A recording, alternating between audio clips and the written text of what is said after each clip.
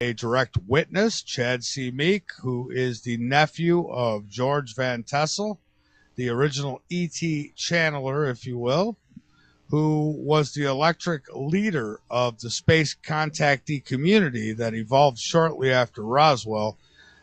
Chad experienced his own contacts with extraterrestrials during this time of discovery during the early 1960s out at the hotbed of UFO activity at Giant Rock.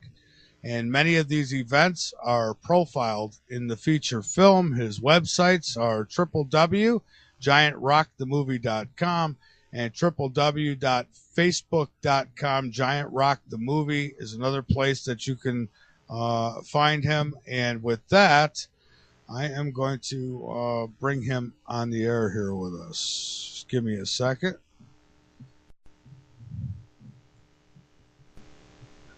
And we're ringing.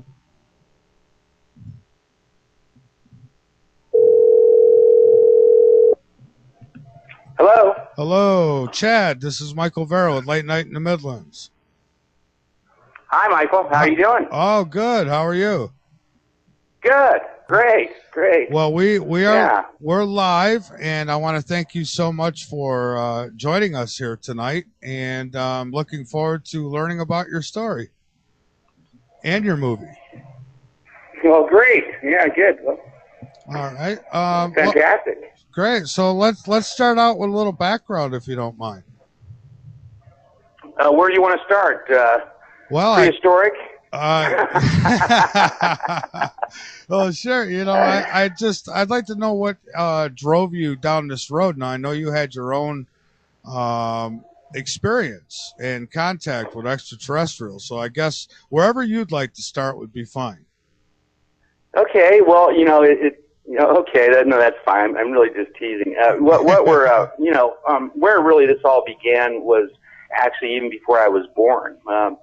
This actually occurred at a place called Giant Rock, which is actually a physical place, and that's one thing the listeners should probably understand. It's actually a 8-story carved out rock that a person named Frank Kreitzer ventured out there in 1930, out in the middle of the Mojave Desert, based on a vision that he had. He was told to go out there and look for earth minerals, and so that's exactly what he did. But before and this guy was from Germany. He was a German merchant marine, and he ventures his way out to California. He bought an old clunker, and it needed repairs, and lo and behold, he goes into my uncle's repair shop in Santa Monica, California. Mm-hmm. So essentially, the story really starts in 1930, and then it just gets more and more interesting as it goes on. My uncle actually did the repair work for free. Ended up giving him, I think, $31 and some change. Him and his uncle did, through a bunch of bottled peaches and whatever they could in the back of this. I guess it was an Exeter or something like that. Just an old car, and so and with the promise that this Mr. Kreitzer was going to cut them in on the mining claims and whatever he found out there. Okay, I guess the guy told them a very, very vivid story about his dream and vision, and so essentially they were kept in contact during the interim period for around 11 or 12 years, and then a tragedy happened to Mr. Kreitzer, which was he spoke really broken English, and he also was a pretty good. The guy was a genius. I mean, he could literally make something out of nothing. I mean, like even the rock where he carved it out, it was the perfect temperature in the summer, very cool in the summer, and very warm and toasty in the winter. And the way he positioned and dug it out, that's a little antidote with him. The guy had something on the ball. Somebody was telling him how to do various things, and he wrote several very illustrious and elegant papers on plastics long before they were even, if you remember the, what was the movie where the guy whispers in, I forget one of the actors, plastics. I was just The Graduate. Yeah, he went, plastics. That's the future, and that was the '60s. Well, anyway, this predates him. So, anyway, this guy was a genius in many respects. He was a follower of Nikola Tesla and Dr. Rudolf Steiner, and he was a very spiritual, very, very adept person. And so, at any rate, he during the war years, early war years, yeah, he was. Subsequently, they thought he was kind of doing some spying because he was always on his shortwave radio. And so the authorities, which were the San Bernardino County sheriffs, came out there, and they wanted to get him out from inside the rock, but he didn't want to come out because he felt it was unjust. One thing led to the other. Of course, he had blasting caps and dynamite down there, so they threw smoke bombs down there, and one thing led to another, and there was this, he was eviscerated down inside of the rock.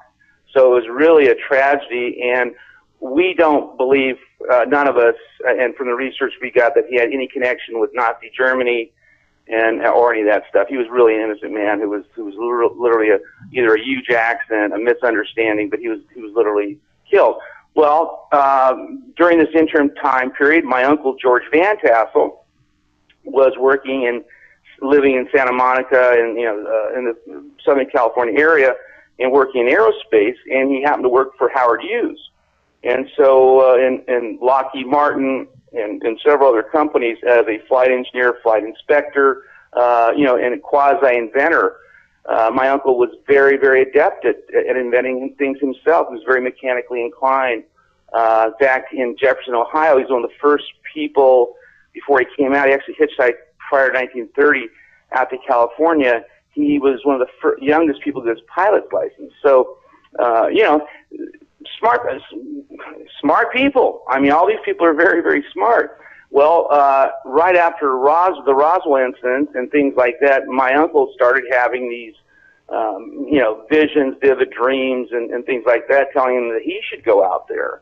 And so that's in fact what he did. He took the whole family, my grandmother, extended family, and they all went out this place in Landers, California. They homesteaded large amounts of acreage. He leased this dry lake from the which turned into be an excellent airport, and they built a small restaurant out there. So, Giant Rock and the whole story is an epic. The whole the screenplay and the film is really an epic UFO thrill. It kind of takes. I'm taking all the listeners from the start and towards the middle. Now, and during the interim, my uncle was having his own experiences. Mm-hmm. There you go. I mean, he was having his own contact with UFOs, and he was taught how to channel UFOs telepathically from Frank Kreitzer. Okay, so that was how the baton was turned over to him. And so he got some amazing information and advice. One of the things that he was most famous or notorious for was the Washington, D.C. saucer flap in '52, because prior to that, in early July, he was instructed to tell everybody that this Cold War and above-ground nuclear testing was really, damaging the environment and parallel universes. And so what he did is he sent telegrams to the president and generals, Joint Chiefs of Staff, various media outlets, Life Magazine, et cetera, stating that in July, late July, that there would be that he was told that there would be a saucer fly over Washington, D.C. And it's actually one of the more documented ones there. Go ahead. Oh, no, I was saying there was as well. I believe. Yeah, there was. I've had Robert Stanley on, and I think he wrote a book about that, the saucers over D.C. Really interesting. Yeah. So.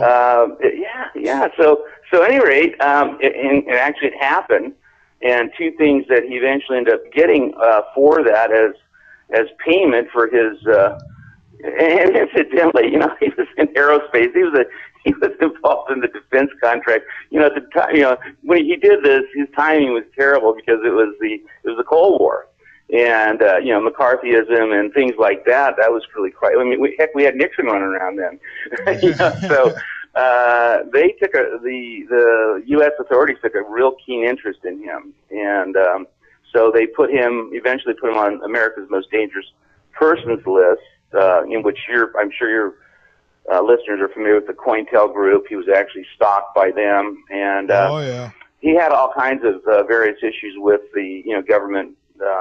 After that, but one of the things he did get was he got the cover of Life magazine, and got a big article on that. So anyway, all this stuff happened in this very, very peculiar, odd, obscure, remote place in the middle of nowhere, which I guess now it's a little bit more accessible. I guess in time, but back then there were no freeways or anything out there. Out the desert, but it's really approximately about 42 miles away from Palm Springs, I guess, logistically, and it's kind of equidistant between that and 29 Palms, the Marine base out there. So anyway, it's a remote area. At the time, it was literally that's where I grew up. Well, that's fascinating. I was saying that's fascinating. Now he was able to channel. You say UFOs. Now was he channeling the craft, or was he channeling the beings inside these crafts, or are there beings? He was channeling the beings inside the craft. One of the ones that he was, and it's really kind of interesting. That was Ashtar. I know Ashtar, as far as is this UFO entity that many I guess UFO cults or whatever claim as their own, but essentially, my uncle was the first one that channeled Ashtar, and so yeah, he was actually speaking to these various entities. In fact, everyone scoffs at telepathic channeling. I don't know why, but they do. But the interesting thing about that whole incident, as far as that, he was given. He is the person that actually coined the phrase channeling, because in his various interviews with various, media people, they kept on asking him how he did it. How do you do this? And essentially, really, the best explanation that he could say was, well, it's like a TV channel. And so, all the people since and what have you, in various either metaphysical, occultic, or even UFO, they refer to as channelers. So actually that was him. But anyways, I digress. But it's a little bit of trivia in there. But anyways, so just to bring everyone, I guess, to continue the story, Howard Hughes kept on after he had left but he actually backed him in a lot of research and development for various things, and primarily in time travel and cell rejuvenation, because as we know, Howard Hughes was very interested in keeping his body around, freezing his body to essentially hang around till he could live forever. But this kind of hit his. So they built this thing called the Integratron, which is an outside, almost like a dome-shaped Moses dome, built after a lot of the same schematics. There's no metal in it and what have you, and even today, it's still operational. People still go out there, specifically celebrities from Hollywood and various music people. It's beautiful on the inside. It's built out of nothing but wood. But anyways, he was really kind of it's kind of fascinating, and I just love talking about him, because not only did he have an influence on me, directly. In fact, I was always in awe. He scared as a little kid. I mean, he scared the heck out of me. He was just larger than life, and so at any rate, but yeah. So lo and behold, I guess where the story begins for me is that we lived out there intermittently during the '60s with my grandmother, and so when it was a UFO hotbed of activity, and I had my own experience with an abduction and several attempted abductions, and a multitude of missing times where I was gone between 6 and 10 hours, where no one could actually find me. I didn't know where I was, essentially, and I guess to get into the recollection, of my own.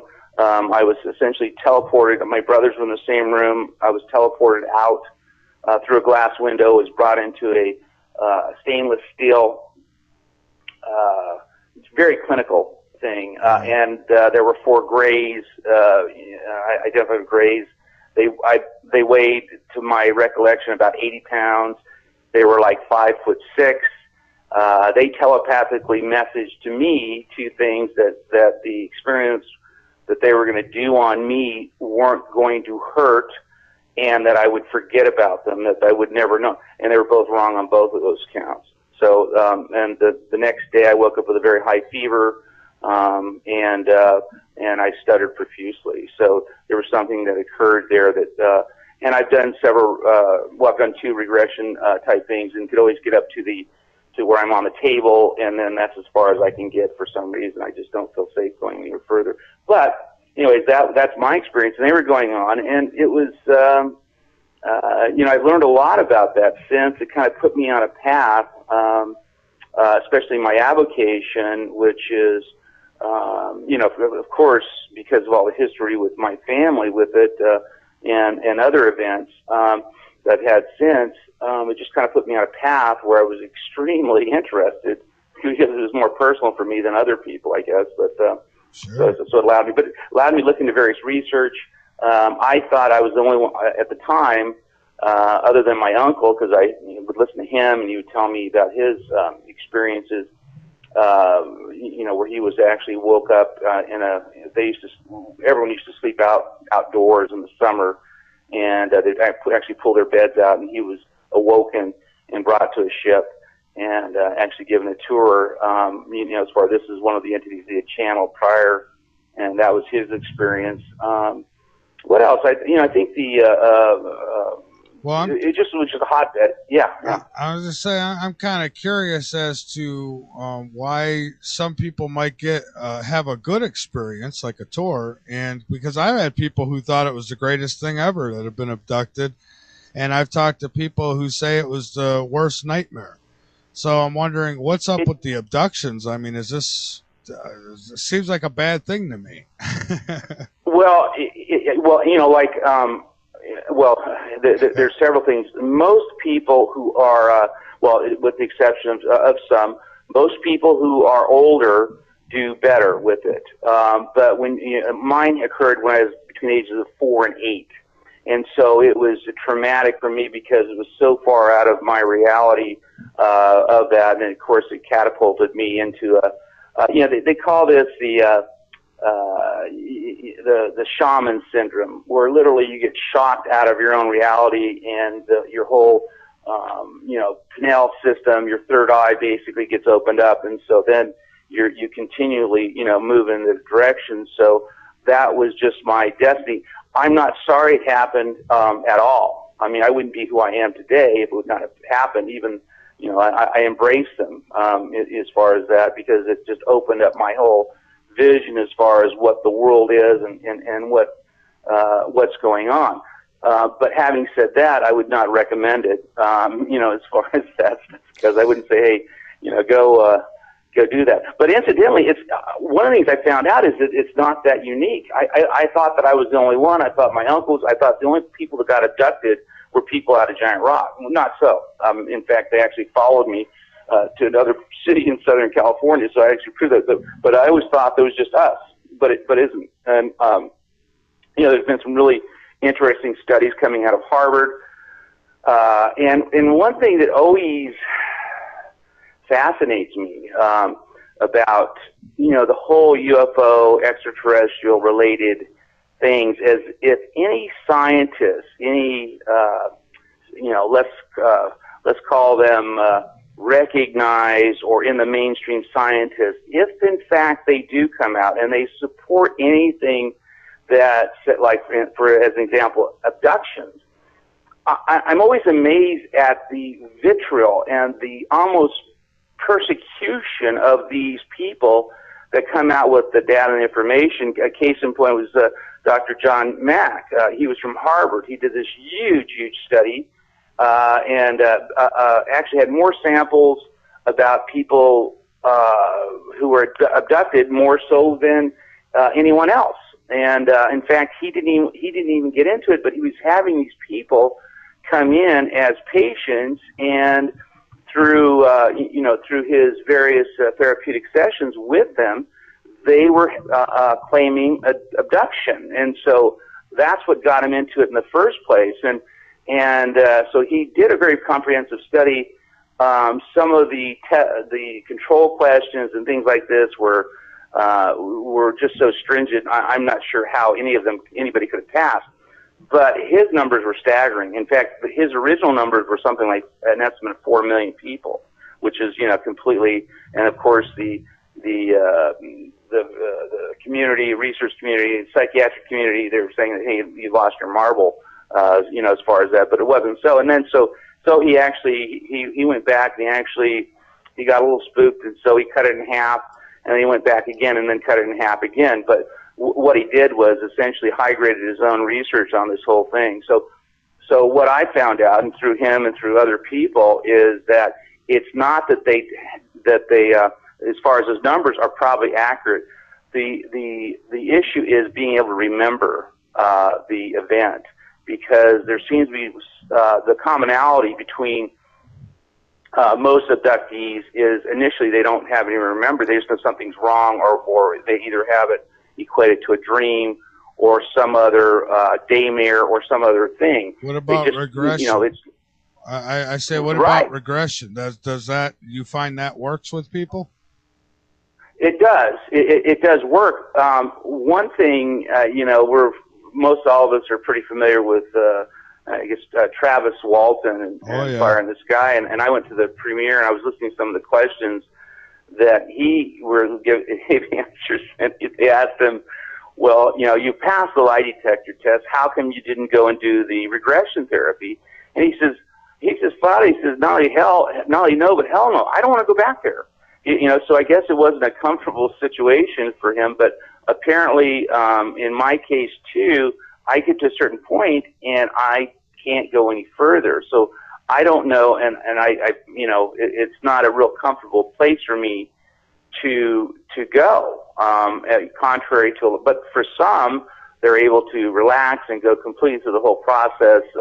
The Betty and Barney Hill and several others of the, especially the old school, I guess they had a lot better, and they had a little bit, larger descriptions than myself as far as, some of the details. But having said that, I would guess that some probably go through the regression and revisit it because they're not sure what happened and they want to know, while others have a good idea of what went down and they don't want to go back there. Right? Right. Yeah. Right. And incidentally too, I mean, I've been kind of on the, I've always shared these stories with, of course, my family and what have you, and we only had one other incident.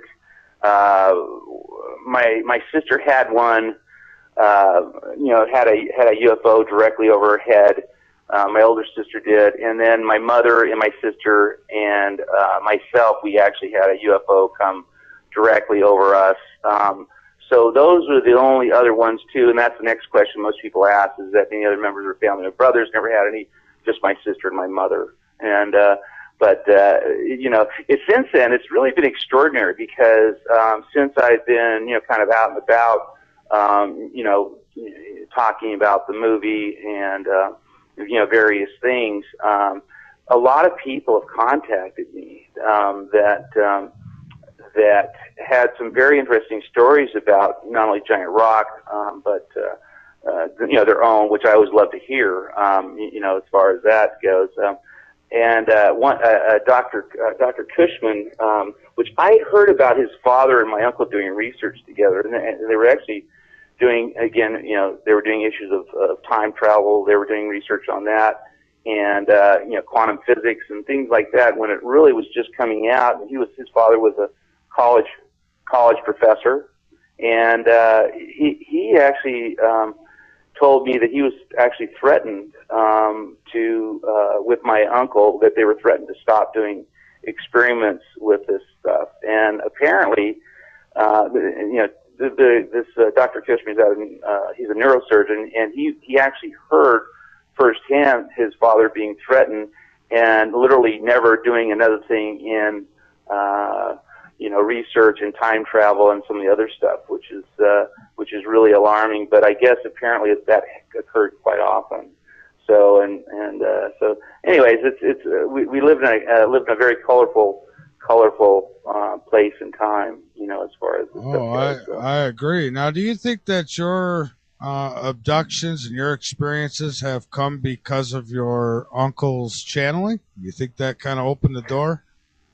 I think it was. I think it drew a lot of them in the area. And there's two things. One, and it's funny. I was talking to Kevin Smith, and I don't know if you remember him. Yes. He died recently. Yeah.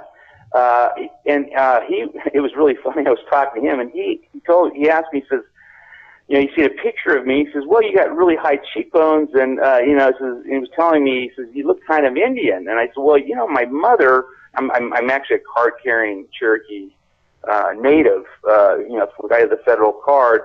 And he goes, he says, did you know that? He asked me what color my eyes were. Of course, they're green. And he said, it's funny. He says, there's an inordinate amount of people with a mixture of Cherokee and Anglo, or Northern European mix, that have a high propensity to actually get abducted. And I thought that was really fascinating too, to hear that, because that kind of fit in my category as far as that. But definitely, it was like also too, there's a couple other ancillary things. I just started realizing this. I grew up in an area where this was extremely, it was a hotbed. But in addition to that, I used to play inside of a 8-story rock. Now, if you can imagine anybody or anybody playing inside of a rock. I mean, I spent a lot of time inside of a rock. And I think that, with that rock giant rock had a very, very special place in the Native American indigenous out there. They used to do meetings out there, primarily the tribal chiefs and medicine men and things like that. They congregated around that thing. And so it was this, I would say this conductor, in its own self, it was a UFO conductor, just by virtue of its size and its mineralization. And, I think that had a lot to do with that whole area, as far as being, but for many, for hundreds and hundreds of years, that was a sacred meeting place. Now it's essentially a ghost town. My uncle and aunt, they had this restaurant. After they had died and left, and it's really a tragedy, because they knocked it down, and then they bulldozed all the inside of the rock down too, that Freddy Kreitzer had carved out, and it was a huge living space, and they had a piano down there. I used to play the piano, down there. So but essentially the movie literally kind of takes from what we're doing with the movie is I'm taking dramatic license, trying with my characters and what have you. I'm keeping some of the people pretty much intact, but I'm condensing the various stories. And part of the reason that I'm doing this is, number one, I don't want people to forget about them. I mean, there were UFO conventions during the 50s and 60s. That was the group that literally was kind of carrying some heavy lifting with the whole UFO movement, contactee movement after Roswell. And so at any given, during the year, I would wake up and there'd be anywhere from 5,000 to 12,000 people out in my backyard. And so it was, and people from all over the world would go there. And I guess visually, I mean, again, the remoteness and the event. And so these were some very, very interesting people that, and they stuck out so far because now, well, we get back the information from, now, the astronauts, have come out, and gosh, you can listen to their stories, which are on a first-person basis on YouTube and what have you, and especially Cooper. Cooper actually, talks about seeing aliens come out of spaceships. So that's the first thing, and that's current. But you go down a list of you get Slater, White, Cernan, McDivitt, Borman, Armstrong, Aldrin. Then you get the whole NASA thing, basically concurring about some their sightings up there and what they were experiencing. And what's happening to our world now is a lot of the things that these people were saying back then are actually manifesting in real time and in real truth. And so it's being backed up. Whereas during that time period, they were so obscure, and they really stuck out, as far as that. So it really took a lot for them to come out and speak what they believed were either contacts or telepathic communion or whatever, or communication with extraterrestrials and their various sightings. So now what we're seeing, and it's a groundswell, of things like your show and the numbers of people that are listening, and I mean, it just keeps growing. So whereas now it's not as it's not as peculiar now to have a discussion about UFOs and things like that, and so in many respects it's good, and I'm very, very confident that we're going to come to a place where the more and more people are aware of them, the more and more sightings, and of course with the advent of all the cameras, we're getting more and more pictures, and so things are getting better in that thing. But I mean, don't get me wrong, we still have you have detractors. I mean, as far as if they think that there's some something mentally wrong with somebody, or they can or something that's had an experience. What I'm finding nowadays is it's not really hard to find somebody who has had a UFO sighting. I've had a good 5 or 6 of my own, and a couple of them just fantastic. And the last one I had was it was incredible. I mean, the thing was huge. I seen it. I know they exist. I just wasn't able to see, nobody was waving out the window at me, but I seen it. And so I know this phenomenon is real. So when people say disclosure, for someone like yourself or like me, I've already got disclosure. I just don't know where they're coming from. I just know they're not from here. Right. Well, well, no, exactly. In fact, I just had my own, I have a small ranch over the Pacific Ocean, and I was out and closing up, and so I saw a stationary object out there, and this is about 4 weeks ago, and I said, and then it looked like, and of course, I'm pretty, I'm pretty adept as far as where every planet is. I mean, down to what degree the moon is at, et cetera, et cetera, et cetera. It's something I just look. I know I can pick them out visually, and so then it started. It was bright, and I was trying to say, what the heck is that thing? It's not a planet.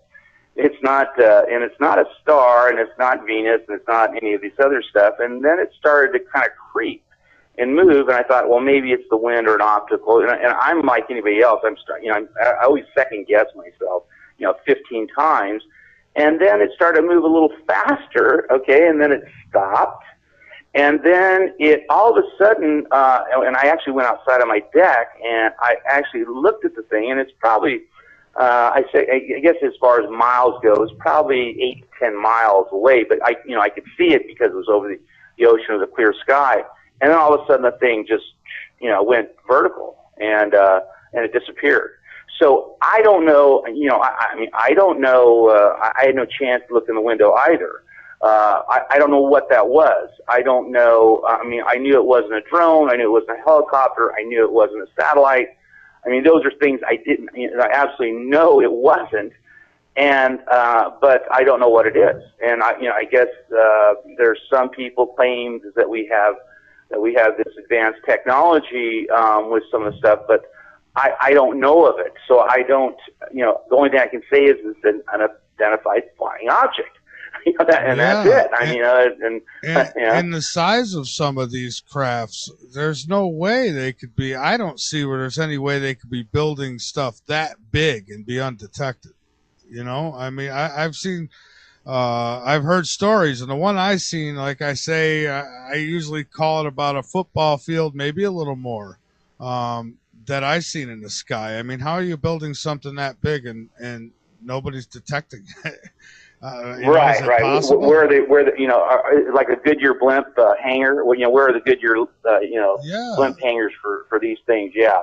I seen one this side. Then this is years back. This was in 1995, and I was living in Salt Lake, and it was really crazy because I'd actually had a vivid dream telling me to go up in the mountains and to look, that there was going to be a spacecraft come over. And so what I've done all my life, and I have a very, very keen sense not only of intuition and psychic ability, but the reason why it usually gets better and better as I get older is I do it. I mean, even it may seem ridiculous to have a dream and go walk up in the mountains and to go do that, but I absolutely did it. And so I stay up there and nothing happens. Okay, and I think, oh well, I guess I'm the biggest idiot. Or at least I got some exercise out of it, And so I come walking down, and lo and behold, there is it was probably about a 2 football length rainbow that was going, slowly moving. It wasn't even fast, and there wasn't a cloud in the sky, and there was this rainbow that was moving, down, and it was literally. When it was doing it, was actually creating a shadow. And so I'm seeing this thing, and I'm absolutely just dumbstruck. I mean, I'm thinking of the magnitude of this thing here. And so, I'm excited, and always to see one, and I've had quite a few, and so I'm watching this thing, and then the nightly news comes on, and this guy named Dick Norris, who was the announcer, he comes out and he says, oh yes, everyone kept on calling about this rainbow that was going up the right in the Salt Lake Valley all the way up to Idaho, which is, I guess, it started up somewhere around, south of the sightings began south of Provo, and then I guess it ended just over the Idaho border. Anyway, so it was a considerable amount of time. Anyways, he says, well, scientists explain that these are an atmospheric rainbow, and that they sometimes do this. And I'm listening to this guy, and I'm literally just dumbfounded because rainbows don't do that. I mean, rainbows go from one side to the other, and they don't, they stay stationary. I've never seen one, and it just so happened, my uncle was a fairly prolific writer, and he has a lot of descriptions of various alien ships and aliens and things like that, and so I got to look at it, and yeah, those are the rainbow people. And there literally are these ships that periodically come and visit, and they're huge.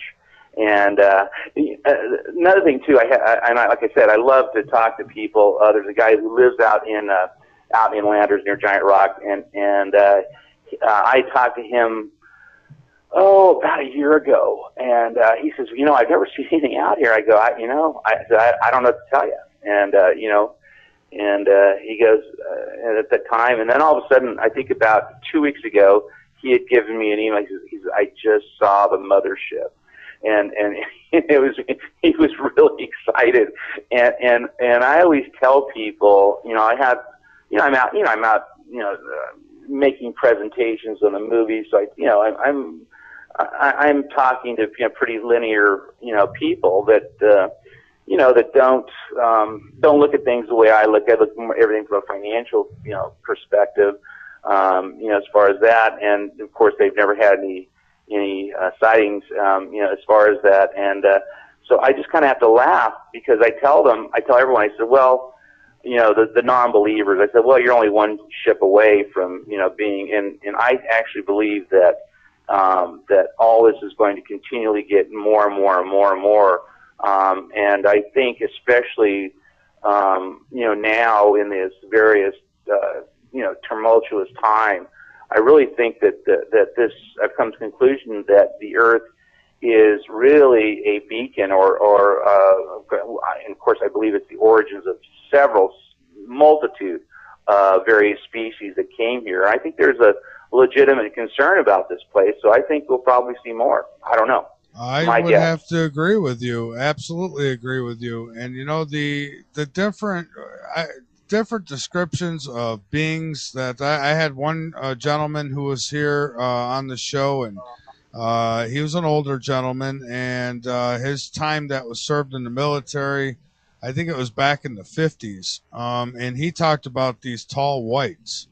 Yes. Yeah, tall whites, he said, and the mothers are very protective, and he got pretty descriptive with it. And you know, I know that we're not alone, and I really believe that they had a hand in probably what and who we are today. I think there's a lot of evidence that our DNA was somehow goofed with, and you know, I just wouldn't doubt if that's what happened. But you know, not to say there's no God, you know, but that ET interfered somewhere, and we're not alone. Well, you know, you're right. I think you're absolutely right. I think one of the, you know, and again, I mean, you know, my application is comparative religions, and of course, when you get any kind of ufology, you literally have to, you have to reference all, you know, Sumerian texts, and you get into Egypt, you have to get into various things because you're looking for, you know, descriptions as far as this stuff. But you know, when they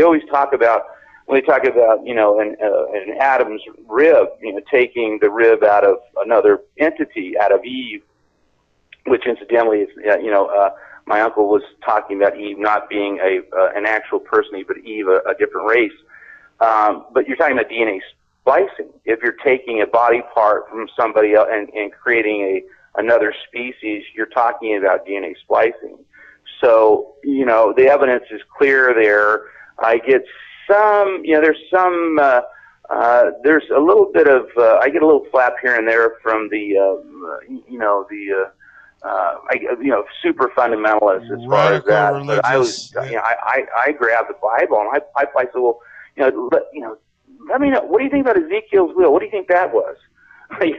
Oh yeah, I deal with the radical religious types as well, and I have nothing against people and their religions, but there are some who go, I mean, everything's a demon. Doesn't matter what it is. Right, everything's a demon. Well, and you know, it's funny, and it's not just limited to here too.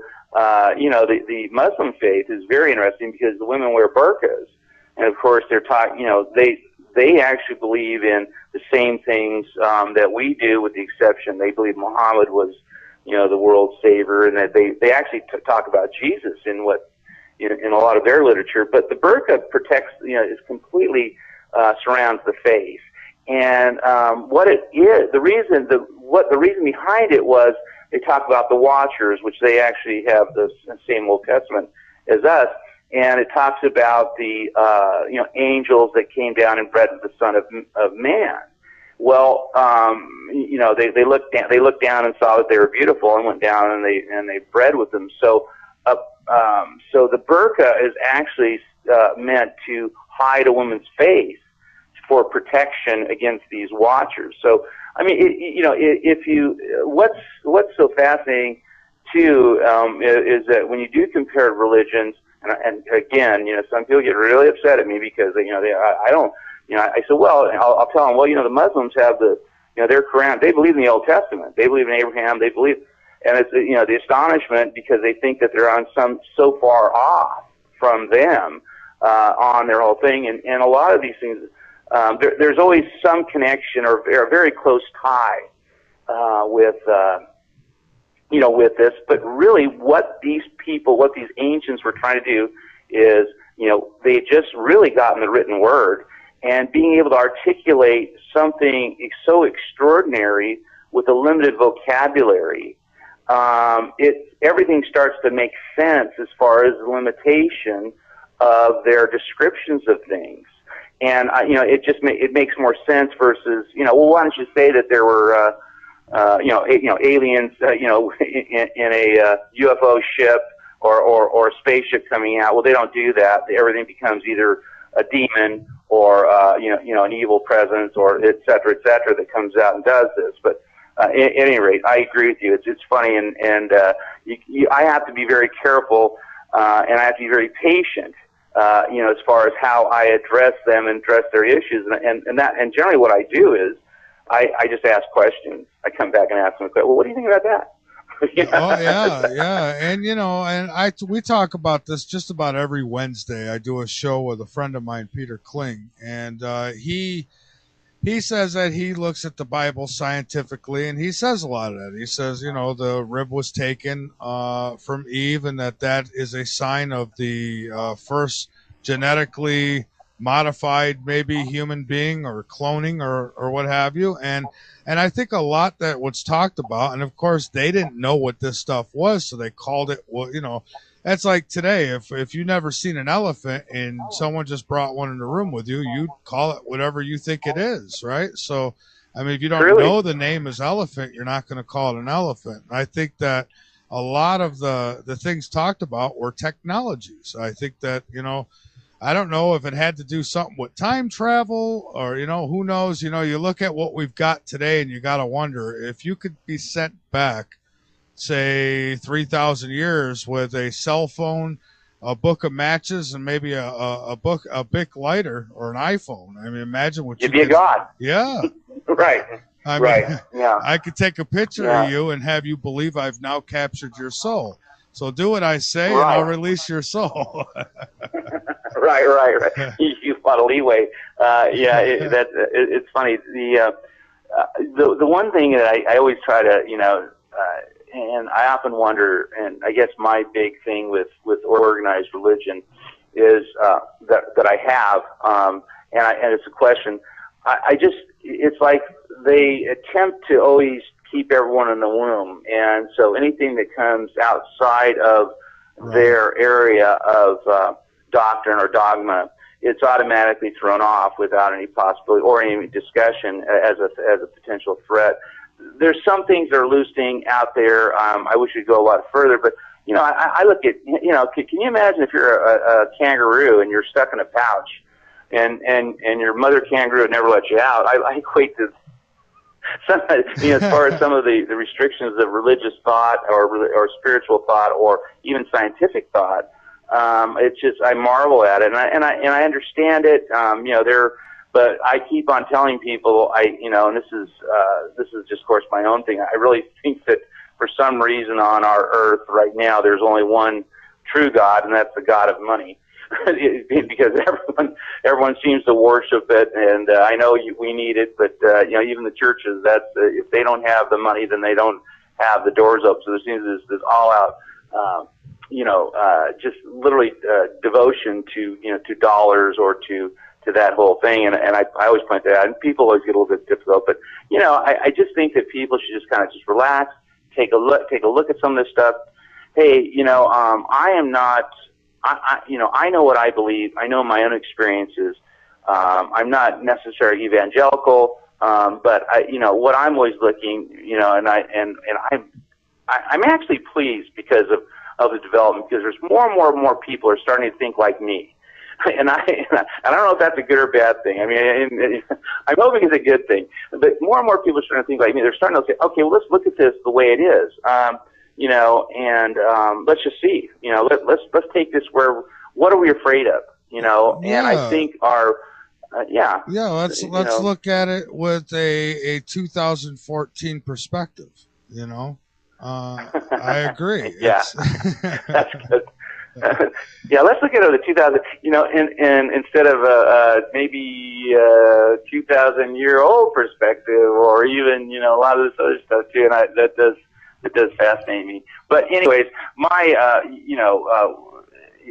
we're all kind of straddling. We're straddling these two worlds, and if you're involved in this kind of research or thought process and what have you, you literally are. Everyone is being challenged. In fact, they're being challenged in so many different ways. The whole imagery of that I used to aspire to, and this is part of my biggest conflict growing up. It gave me a tremendous amount of, I've had my own experiences with that, and then I would turn the switch on and watch the tube and watch Leave It to Beaver reruns or whatever. And their world was so completely, they didn't really talk about that whole thing, and about aliens or UFOs, and so it's just a different world. So I think, and also too, we're over medicating, our whole population with all these. We're actually re-engineering our brains with psychotropic, various things that are going on out there, and not knowing what we're doing. One of the things too is, I've got to look at some of the stuff, because I've seen a few people that have had abduction experiences. I've talked to, them directly, especially small children. But there was Dr. Julian Silverman, wrote a paper on acute schizophrenia, and they were equating it to, they're seeing that with, and I'm not talking about paranoid schizophrenia. I'm talking about acute schizophrenia in children. And there seems to be an inordinate amount of children that actually, see these kind of things, even more so than adults, because as we get older, we're more, I think we're more indoctrinated, and more, usually most people become, their third eye or their outlook becomes a little bit more dull. And I think that what happens is you get caught in the material world, you're so busy, you don't have time to look up. But yeah, one thing I guess I could say is that you really have to look at your kids or grandkids, as far as when they act extraordinarily strange or they're upset, or But there seems to be a lot of children that are actually seeing things, and it's actually good. And what it does, it creates a temporary psychosis, and eventually they'll get over it. But usually, what happens nowadays is, either the schools or whoever, the various authorities, they want you to either give them medication and what have you, and it'll go away anyways. And but what it does, it makes it worse for them. And I think that there's a real danger. We have this in this country where literally, the majority of the population. I thank God. I thank God, Chad, that growing up that I wasn't put on any drugs or medications because of the way I was, or the way it's just, I probably wouldn't be who I am today if they had done that to me. I probably wouldn't be doing this. Who knows? I'd probably be sitting in a corner wiggling my lips right now. It's horrible what they do. They're just dumbing everybody down with these medications.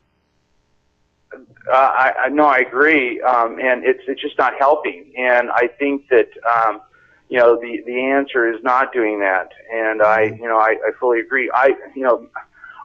What I did is I wish I wish there were more people. Like, for instance, now you did not have when I was growing up, and I suspect that neither you.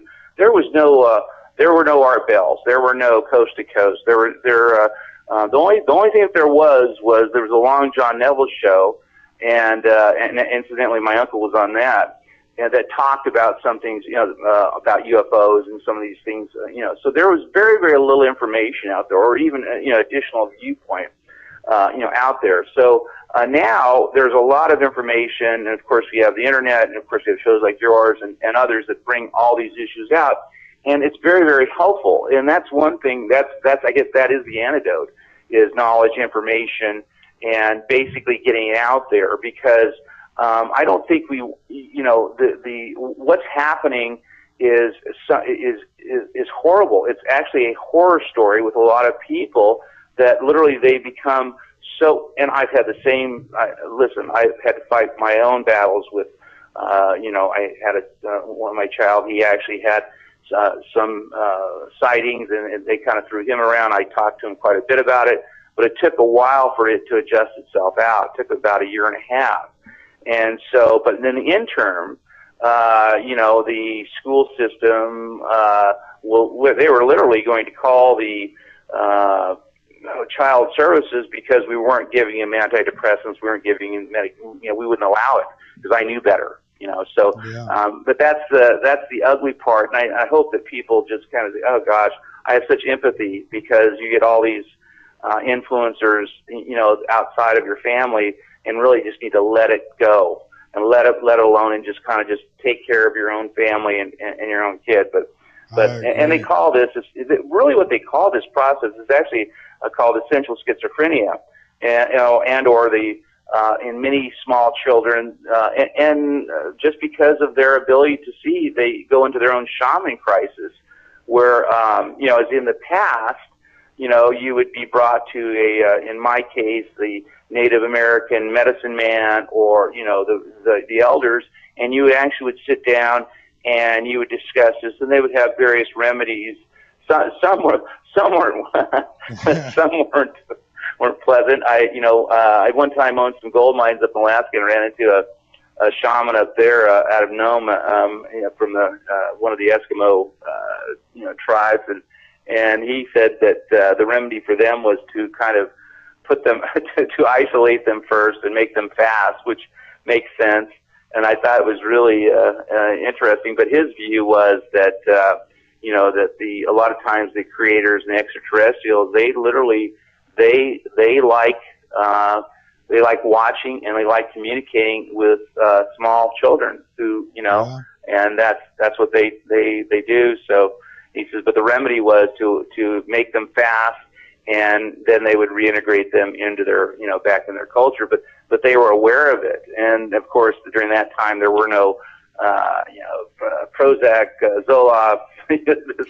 I know. And it didn't work for them. I've got kids in my family. They're kind of fortunate, just as I was. I mean, I could talk to my parents about these paranormal and extraterrestrial topics, and I didn't get laughed at, and they didn't tell me, "Oh, stop the nonsense." We would have conversations about this, and if one of my kids came up to me and says, "Hey, I'm being contacted," or what have you, I wouldn't, I'd listen. I'd say, let's sit down and talk about this. And there would definitely not be any medications involved. I mean, not unless I woke up and he was standing over me with a butcher knife. And, then we might talk medication.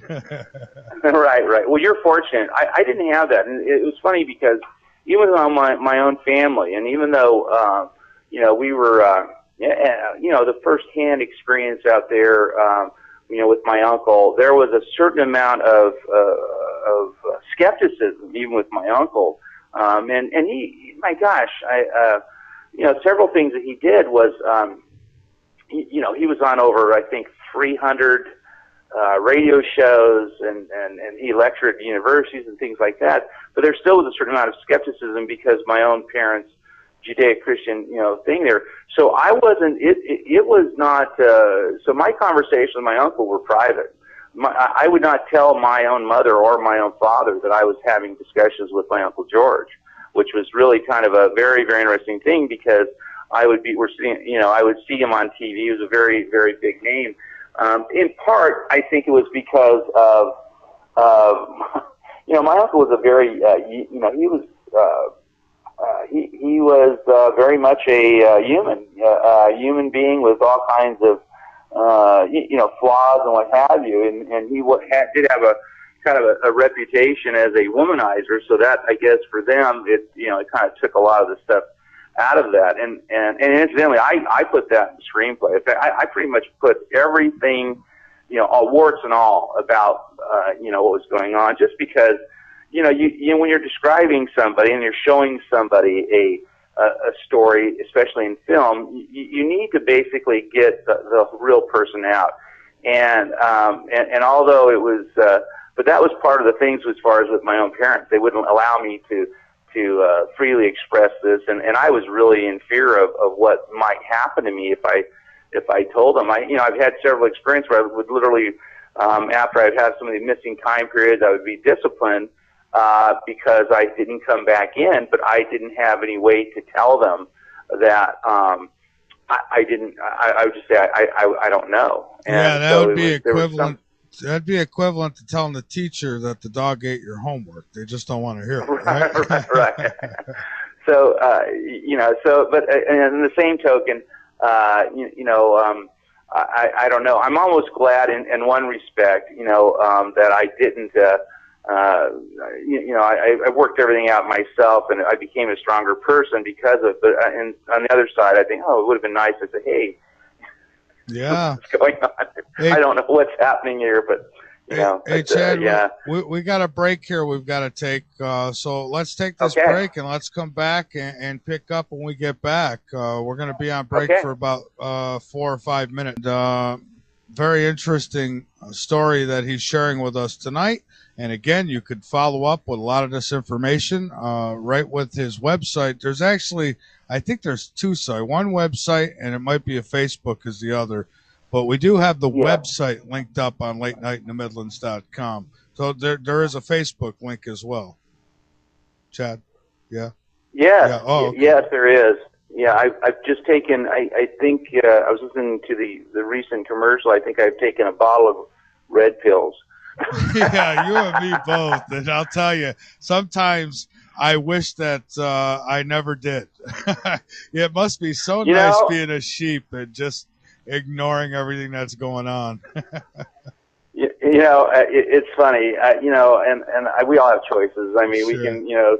we can stay, in the dark or drunk or intoxicated with various things, or we can actually get into the real heart of living and what our life's about and what have you. And that's pretty much one of the things that the various thematics in most films that I've been seeing, and it's been a real disappointment, is I don't ever get to the point where, and not that I'm looking to recreate the Bible or the Ten Commandments or any of that stuff, but I look at a lot of films, and there is no soul. There's a lot of action, right. And too much. And then you get 2 miles away from the theater, and somebody asks you what the movie's about, and you really can't tell them because there really was nothing to the movie. And that's why there just wasn't. And I think that my hope, and it's a battle as far as this stuff goes. And I've actually had a tug of war. We had some people that were from Warner Brothers early on that were attached to this thing that managed various fairly big productions, Pirates of the Caribbean, and actually one of the guys that was on the Indiana Jones Temple of Doom. Anyway, so we're going into the various script, and incidentally, as far as the story goes, I mean, you can't make this stuff up. I mean, fact is stranger than fiction. Even though, I mean, I've taken dramatic license, the core elements of all these events are really based on true events. So there really is a soul. But really what we're doing with each of the characters is showing their flaws, but showing how they actually get better, through the various things and the various sacrifices that they are making for all of us. And I thought that it was a thing that I think people would appreciate. It's not that we're not going to have, just brilliant visual and special effects. There's going to be, several, if not out and out 3D components, as far as this. I'm kind of debating back and forth as far as that goes.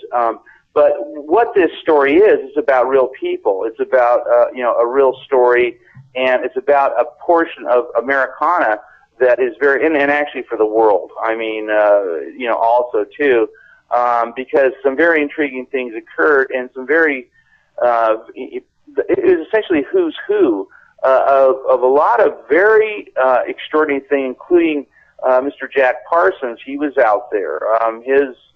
His factory, he's doing a lot of experiments, was out in Fontana, which wasn't very far from there. He actually wandered over there. L. Ron Hubbard, which he came out with this whole Dianetics. This is during the same period.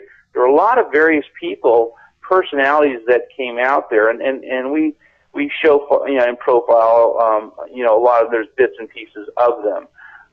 So I think it's really more or less, it's a story for your listeners. This is a story. It's gritty. It's it's no holds barred, and of course we have the advantages of technology to be able to show some of this, the various spaceships and various contacts and the various events and things like that. Which I'm happy that it's coming out now versus even even 20 years ago. I mean, some of my favorite movies. I always liked Close Encounters of the Third Kind. Fire in the Sky. I thought they represent.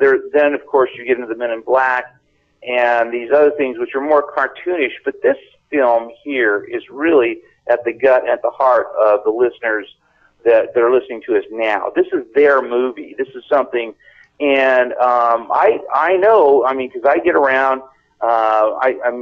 We've had a couple of setbacks. Nothing big. One of our biggest problems we had a very large investor out of Russia. He's kind of on hold now because it's a moment by moment thing because Putin I guess he's withdrawing his troops out of the Ukraine. I guess he's falling back on the position of taking over Europe.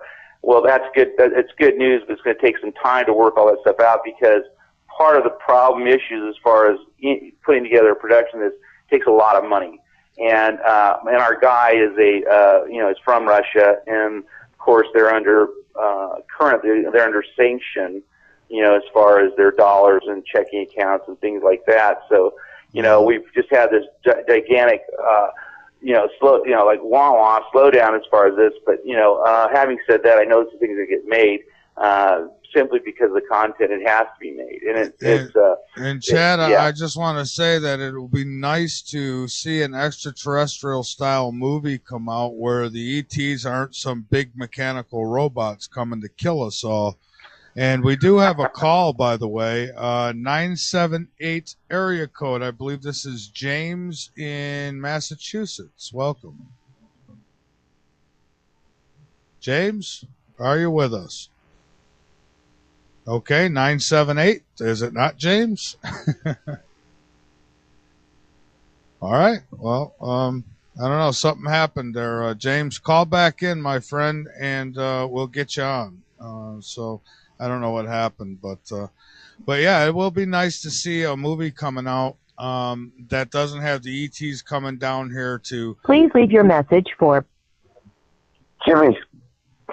Well, that's weird. I didn't call him. Oh, hey, Jimmy. Yeah, Jimmy, come back to us. I think he's back now. Hey, James, welcome. Dude, yeah, I'm back. I just get him down. How you doing, Michael? Good. How are you? Hi, James. Say, Chad, I know you said that it's operational, the Integratron. It's not operational the way your uncle wanted it to. No, okay. It's not. It's not. There were several other components that were actually, and it's good that you brought that up because he died a mysterious death. There were actually things that were coming out, the additions that were going to make it fully operational. What people do now is they take sound baths. And it's not. You're not going to go back in space, but people have noticeably, even the way it is right now, have felt demonstrably better going in there, even the way it is now. But yeah, there was much more. You're right. Yeah, I go there every year. I know exactly what you're talking about. When he died, there was a lot of components that he had put in, and what he wanted to do was the ring on top was supposed to spin on magnets, electromagnetic, and that was supposed to amplify the energy coming out of the ground. Okay, well, something that you probably didn't know, I'm gonna let you know about this because, like I said, I go to the Integratron. I know Joanne, who runs it now, and I was there just after 2012 in February. And a man had just come out there with the latest equipment, and he checked the area for the energy. And what he measured was 17 ley lines merged right there. They do. They do. Yeah. And also, there's two rivers that are 150 foot down below that merge down there also. And that's why the ETs actually told them to put it right at that spot. And when you actually stand over the spot right in the middle, you know what I'm talking about. If you chuck it around, do. Yeah, your head feels like it's blowing apart. I know, I do. I'm glad you called. Yeah, that's true. There is this huge underground, aqua, and they do merge there, and there's so much force and so much energy going down there that it really creates this whole thing. In fact, it's also too. I don't know if you follow Captain Bruce Caffey, he actually measured. There's some really strange connections with the pyramids, also too, with that whole thing, and it actually kind of works this gigantic grid with that, and it connects a lot of these. This whole the Integratron and this whole area really is connected to the more sacred sites all over the world, including Stonehenge and some of the stuff down in South America. And it creates and this is the place to be if you want to get well. And what had happened is, right after he died, somebody had kicked in the office door and stole all of the records and all the development. And this happened right after.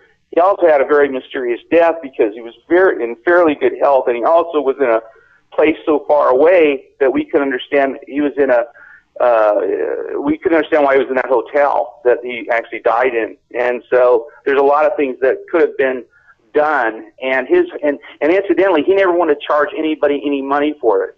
He was never, the whole purpose of that was to do these mass healings, and he was not going to, no matter how much money you had or whatever, you were going to get treatment there. So this really is an incredible, testament to not only his goodwill and integrity towards his fellow man, but yeah, I believe we're going to be working with some of this stuff in the sequel.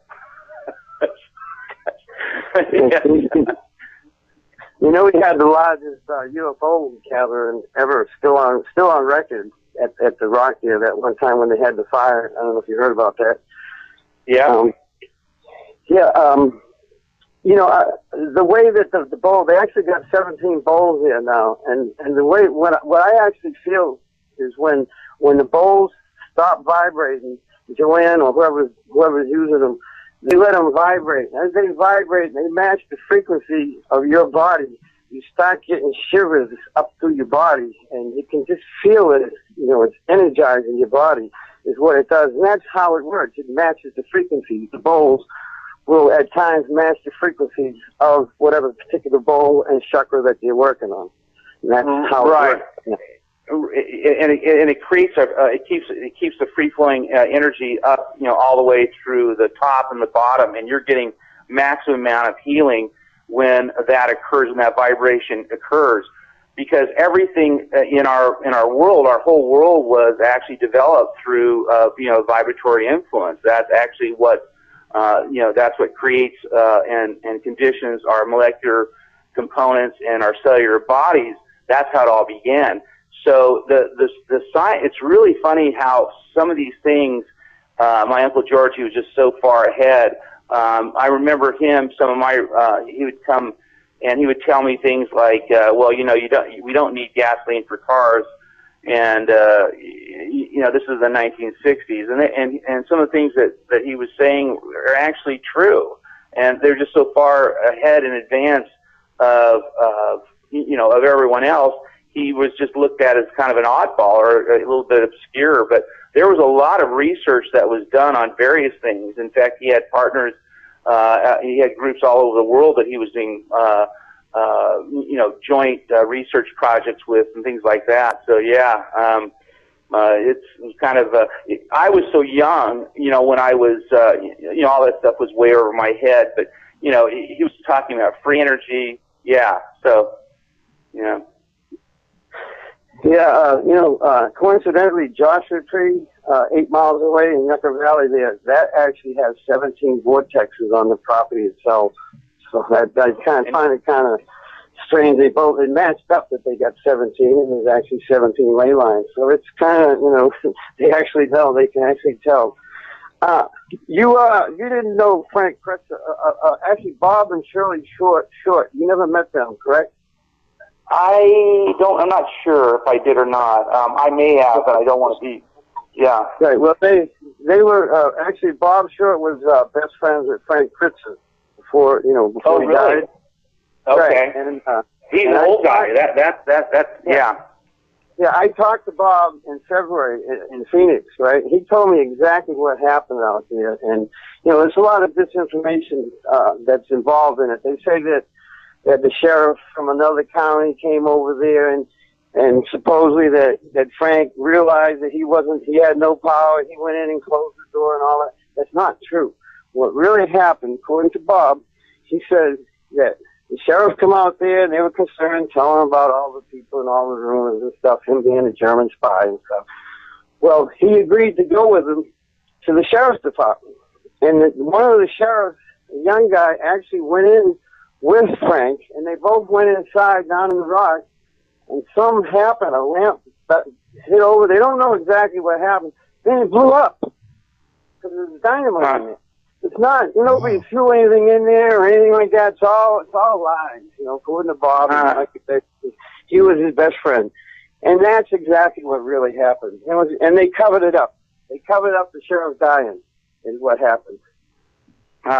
You know what? I've heard several stories out of that.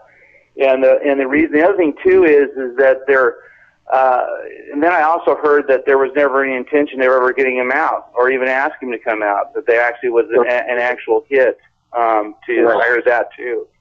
So, I don't know. I wasn't there, and, when he died. So, as far as that, but it was really a tragedy because, but he also was he was really kind of controversial out there too. He did have friends out there at the time, but he also had, there were people that were very suspicious of him because of his, dialect and things like that, so during the whole time period in the whole country, it was, we interned Japanese out there at the time.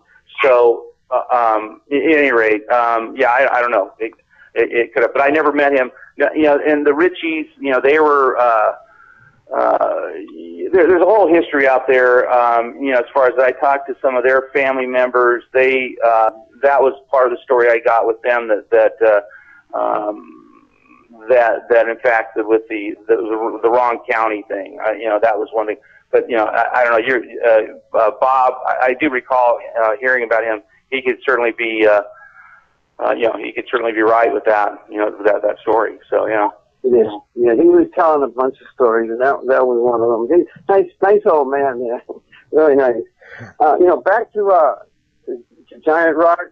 If you, Google the intrigue of Giant Rock, and you'll come up with, at the bottom of the page, it'll come up with, Sherry Nath Devi. Okay, that's actually Mataji. She's actually the caretaker of the rock. Well, actually, what happened and how I met Mataji, I was at the rock, and there was a couple guys on dirt bikes, and they told me they were actually there the night that it crashed in 2001. And what happened is they had a fire going because it got real cold. It was a nice day out that day, and it got really cold really quick, and they said that the wind just started picking up really bad, and the temperature dropped like 60 degrees real quick. And they left because it got so cold. And that was the night that the rock cracked. And I actually surmised that the rock cracked because, they left the fire there. They did. That was mine too. There was they were relating that to an ancient Hopi prophecy when the rock cracked. Get into that. Yeah. Mataji is actually the one involved in that. And I'm fixing to tell you what happened. Okay, well, that day, the day that it cracked, that night that it cracked, Mataji, who was the Earth goddess, right? She actually had a actor willed her a big old ranch over there. It's across the street from Joshua Tree up on the hill. It's a big old ranch. It's got a sweat lodge there and everything. And she's actually the mother goddess and the caretaker of Giant Rock. And what happened was she couldn't get her balance one morning. Her equilibrium was totally off. And she realized, oh my God, the rock is going to crack. Okay? So what she did, she went over to the Integratron. She actually called up some people, singers, dancers, drum circle. She got a drum circle going. And all night they were at the Integratron trying to make the rock crack on the side. Because according to Hopi prophecy, if it cracked on the side, that it'll lead man into the 21st century down the correct path. But if it cracked in the middle, mankind was doomed. So they were over there all night, with the drum circle. There was even a little story about the neighbor come over drunk and Mataji kind of with a little magic, and the guy went home and slept like a baby and stuff. but they were there all night, and then it cracked the next morning. And she actually set me straight. When I said that, she just laid right into me. I didn't know that was her. You know, when I said that about, she's, oh, that's the old story about the rock, you know, and then she told me she's the one, she's Monty, and, you know, and that was her that helped with the cracking of the rock. Well, you know, that's good. Yeah. Yeah. You can see where it comes in. Also, too, you know, there's moisture, you know, too. And so when you get, these, fluctuations in temperature, you know, you really cause a whole bunch of things, but the scorching bonfire, in fact, you can still see it. I was out there, you know, where it was, you can tell that there was a huge fire, you know, out there, and that was, you know, that had a lot to do with that, where it went, and you can actually still see it. Well, when they had that UFO conference there, they had a fire at the stage, on the stage, and that's exactly where the fire was, right there, and that's supposedly reaching the rock right there, too. Yeah, one of the things that I'm going to do out of the proceeds out of the movie is I'm going to try to do a kind of a land swap with a BLM, and how it works is I have to go buy some other land that they want and do a reciprocal swap with them. And then what I want to do is place the rock in a truss. And what I'd like to do is kind of bring it all back as much as we can, and including putting up a visitor center. And, you know, right now there's a lot of dirt bikes and, you know, all-terrain vehicles that go around there, and people really are, you know, they don't respect the place. And so I'd like to cordon it off and get, you know, and put it in a trust so we can actually protect the legacy of it. I almost get ill every time I go near it because of some of the graffiti down there, and there are people that are trying to maintain it, but it's going to require, you know, 24/7 you know, job and a lot of maintenance to in fact do that. But I would think that at least for the area, and which is, you know, economically depressed, as you know, I think it would be really good if there was something, you know, really classy that people could go and enjoy, and of course, you know, read the various stories, even about the indigenous people and just the overall history, because it's rich with history, and I think it would be something good. But that's one of our plans too. So, you know, hopefully, hopefully we can get that done, and we can meet you out there, and I think that, you know, and really have it. You know, it's funny. I've met people all over the world that consider that their home or their, I don't know. I guess their seer stone or whatever. I just met a young kid. Well, I want to say young. He's 36, and that was their group. They actually started a walk across after the bombing of 9/11. They actually walked across the United States. But prior to that, they would go out there and they would actually have you know, spiritual contact with their creator, and so it became a very revered place for him and his friends. And so what they did is from there, and I believe it was right after 9/11, they actually started there and they walked across the United States. But that's their home, and there's a lot of people that consider that their home, and it just seems a shame that what's going on out there right now. Yeah, I believe I had a past life there, and that place kind of draws me there. When I went by there on a military bus on my way to LAX in 1977, I had like a computer-like download of my future crammed into my head all at once when I went by there. It's like every time I open my eyes, I'm like, wow, that's a weird thought. I'm like, you know, big old fans in the desert, that's a funny way to cool the desert. This is back in 1977. I'm like, geez. You know, strange way. And then when I finally went by there, you know, of course it was the power grid, you know. Uh-huh. But anyway, I heard the BLM actually was intending to, actually bought the giant rock area land and was intending to fence it off. This was the strong rumor going around back in Phoenix back in February. That and a couple other places, they're intending to basically shut down a lot of the UFO gathering places completely just by fencing them off and putting these solar farms on them. And one other thing, wow. Yeah, that would be a shame. Yeah. Well, that's a strong rumor, and that's what we heard, and it's supposedly true. You know, so I don't know. So whatever you do, you got to do it quick, or try to purchase it quick. One other thing, Colin Andrews pulled out of the Contact in the Desert 2 conference. Did you know about Contact in the Desert 1, and you know about the one coming up in August at this Joshua Tree Spiritual Center? Yeah, I've heard of it. Yeah, I've heard of it. Yeah. Well, could you do a couple like a workshop and a talk? I could. I certainly could. I'll do. You know, the Congress. I believe you went to the. Yeah, I went. I was at the Congress. Weren't you? Was that yeah, you? yeah. Oh, actually, in fact, no, I wanted to go. Yeah, I wanted to go. I wanted to go there and do a presentation, and by the time I got to them, they had already had all their speakers in there, so so that's why I didn't do it. But I really wanted to get there to actually talk to some of the old, you know, the people that had a connection to Giant Rock. But I'm seriously I'm depending on my schedule, I definitely want to get out to the number 2 and do the same thing and spend time out there. I'm gonna email Vicky, and I'll see if she can replace Colin Andrew with you. Okay, so I'll ship her off an email, and if you can just give my your information, and I'll ship the email off to her and see if she'll go ahead and use it out there. I appreciate that. Yeah, I'd love to. Thanks, man. Yeah, thank you. Well, yeah, that's all I got. Thanks a lot. All right. Thank you. Hey, great James. talking to you. Thanks. Yeah, bye. All right, appreciate the call. Yeah, James, he's in the chat room just about every night, and he's got so many connections. This guy, it's amazing. He knows about it all. It's really cool because for me, I've come at this as as a filmmaker.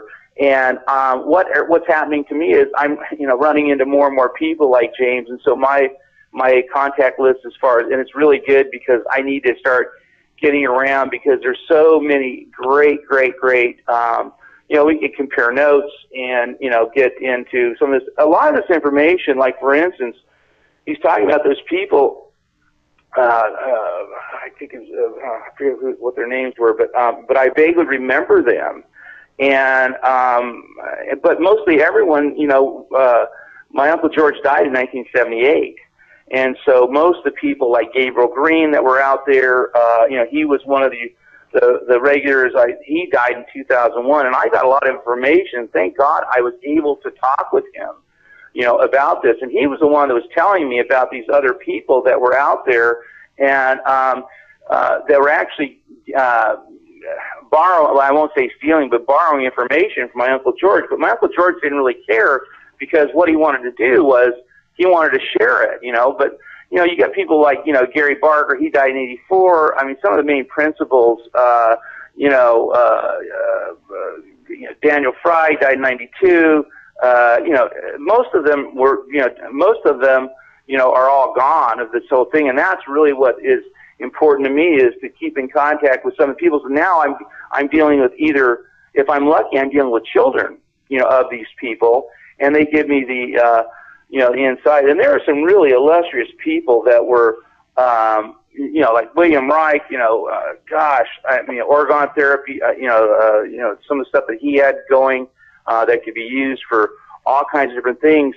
But they're no longer here. And that whole era, I don't want to lose it. I want to be able to at least get it in film. And part of the reason I'm doing this in film versus vis-a-vis a book or even a documentary is film reaches more people. People, I can reach millions with a feature film, but with a book, I could probably at best maybe 100,000 people. And or a documentary, it's 400,000 or 500,000. But and so my goal was from the very beginning was to create a and the screenplay is well crafted. It flows very good. People like Chris Christopherson, he read it and he sent me a letter of interest. I mean, within days. We've had a lot of interest from a lot of fairly big name stars who want to be, it would be surprising, but here's the other thing too, is like, what's her name? Charlize Theron, she goes out. She was a regular out there taking these sound baths. And a lot of people, so even Hollywood, a lot of people from Hollywood know about this place. So it's surprising when I come up with this screenplay, which Chris Christopherson's comments were, he says, "I love it." He says, "Yes, I believe in extraterrestrials, and I know they exist, and I also believe in a underground government that's going on." And he says, "I'm in." And so I thought, okay, well, and that was a fairly quick turnaround. So I know I have something here with the information and the storyline, but really its purpose is not necessarily memorialize, but make people aware of some of these people that were out there. At the same token, get them to actually look and do research on, whatever information they can vis-a-vis the internet and what have you. So that's the other kind of secondary thing, and we think this is huge. The numbers are growing exponentially of people that would be interested in a movie like this. And if we spice it up just enough, not get too over the top with some of the stuff, and create a movie with a soul, which it is, we're gonna make people very, very happy after they've spent their either $8 to $12 on a ticket. Oh, absolutely. And after tonight's show, I'll keep your links up. I'll put them up on the links page so everybody can continue to get to you. Now, do you have, is there somewhere where people contribute to help at all with the movie or the cost? Well, I don't have any kind of PayPal type thing. I would love, if there are people, this is it's a for-profit, deal. I mean, what we do is we provide equity for people that want to come in and participate with their dollars. We think they'll do very well. But thank you for asking. Yeah, certainly. If we have people that want to participate, it'll do a couple of things. It'll help the project along, and I think they'll make a lot of money along the way too. And it may take a couple of years, but they'll do well. But the other thing too is, I think nowadays we all have to place our money where our heart's at. And, but again, this is set up, we never set this is an economic, thing here, but we've seen some interesting numbers too with this thing, and it's surprising, the amount of people, we did some projections and they were huge, because, but people are ready for this and people want to see something like this. And, now it's apparently, one number I saw, 52% now of everyone in the world now believe that there is, that extraterrestrials actually exist, that there's life on other planets. So that's a huge amount of people. So you can take. So as far as demographics, you have that. And this one here, the way it's worked, because we do have we have kind of a pretty wide demographic. We have some small children, and we also, as far as that are actually principals, as far as actors, and we also have, of course, it ranges from anywhere from about 8 to about 45. So the demographics are right there in the kill zone. So the amount of people that will go see a film like this, they're broad and they're not just under 21. So this also will get a lot of the baby boomers back in the film, back in the movies, which for the most part the baby boomers kind of left the whole theaters because they were just not satisfied with the content that they were getting, and it just was just no fun for them. So this is going to bring them back. The other thing too is this is not a comedy, or this is a UFO action adventure thriller.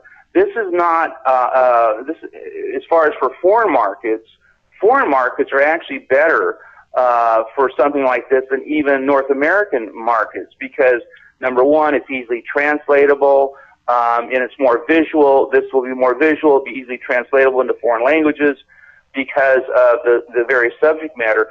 Like a comedy or some of the other stuff, a lot of times they just don't get it because, the cultural difference.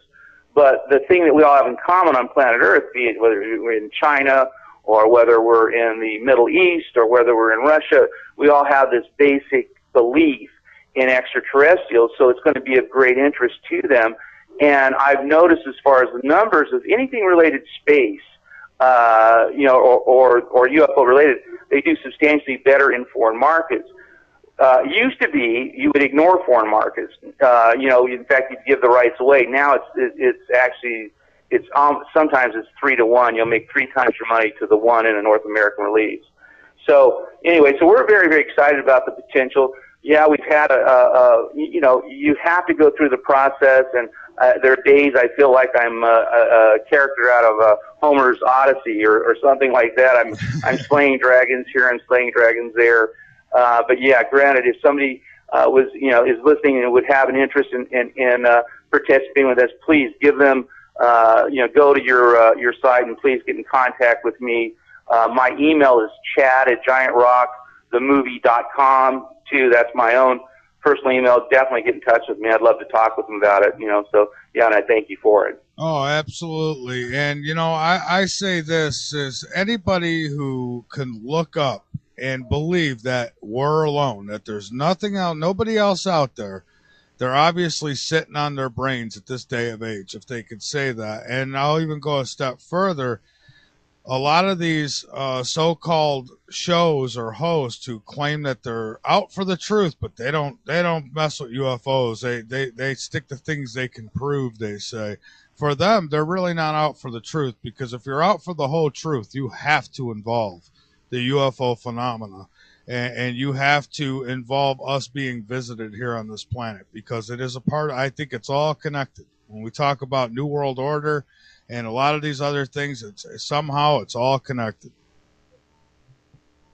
What do you think? I absolutely certainly agree, and really I think that one of the components that we got to too, and I don't want to give away too much of the script, but there have been various people that I never dreamed of, and this one.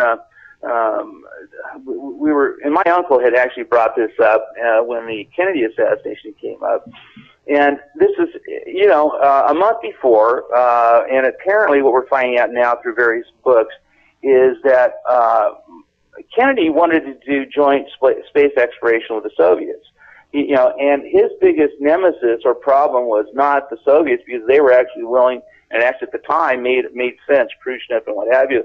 They're talking through the back doors. And at the time, it made perfect sense. Well, now he had a girlfriend. Kennedy, of course, he had a lot of girlfriends. Anyways, this one came out, as far as this. But a month before he was assassinated, Kennedy did this. In fact, it's on YouTube. He did a speech at the United Nations about doing joint space exploration. That was his goal. And really, when you think about it, it made a lot of sense. Because actually at that time period, we were, in fact, I'm not sure if we actually, we were just getting to manned flights, but the Russians were doing very, very well, and it would have been a heck of a lot better off for us to actually share the financial burden. But you get into these various components of the New World Order, and they have their own vested interests of course, military-industrial complex, which is in fact NASA. I mean, regardless of what anyone says, it's all part of it. It's NASA. I mean, so they weren't interested in doing any kind of joint ventures because they couldn't figure out how to make a buck. And it's pretty much the same way of there's a lot of really great alternative medicine cures, and heaven forbid talk about an alternative medicine cure, they'll run you on a rail, but there's no money in it. And so whenever there's, unless there's a buck to be made, most of the New World Order, they don't want to be involved with that whole thing. And I've been involved in various projects and things like this, in medical research and things like that were actually very, very well, actually had, you could actually demonstrate events, demonstrate people getting better. But as far as getting it approved through the FDA or whatever, it wasn't a huge pharmaceutical company, so it wouldn't see the light of day. So we live in that world. We all know that world exists, and it's unfortunate. And I think that really that's part of the thing, and that's the thematic is with all my characters, they always do the right thing regardless of the consequences. That is what we need. We need more people, more politicians, more just real human beings, that will do things because it's right, not because it's profitable. And I think if we had a world, and I know it sounds naive and it's not the way it works, but I think that the alternative, if we don't get somewhere different than where we're going, I think, the future looks bleak. And I think so that's part of one of the things I want to bring out in the movie as far as that. And like I was talking with James, there was never a profit motive in any of the stuff that my uncle had. If he had any idea as far as, as far as trying to profit from any of this stuff, he would have taken a way different approach, as far as to how he did and how he structured things. I mean, most of everything he had, all his books and all that stuff, they're out on the internet. A lot of this stuff's already out on the internet that he actually, was saying, but he just gave it freely. I mean, he just didn't. His viewpoint was that we were all in this together and that we were not separate. And I think that that's very admirable. I wish, that's a high, that's a high threshold to live by. And I know that there are all kinds of reasons not to do something like that. But he actually did that, and I really enjoyed when I was writing that.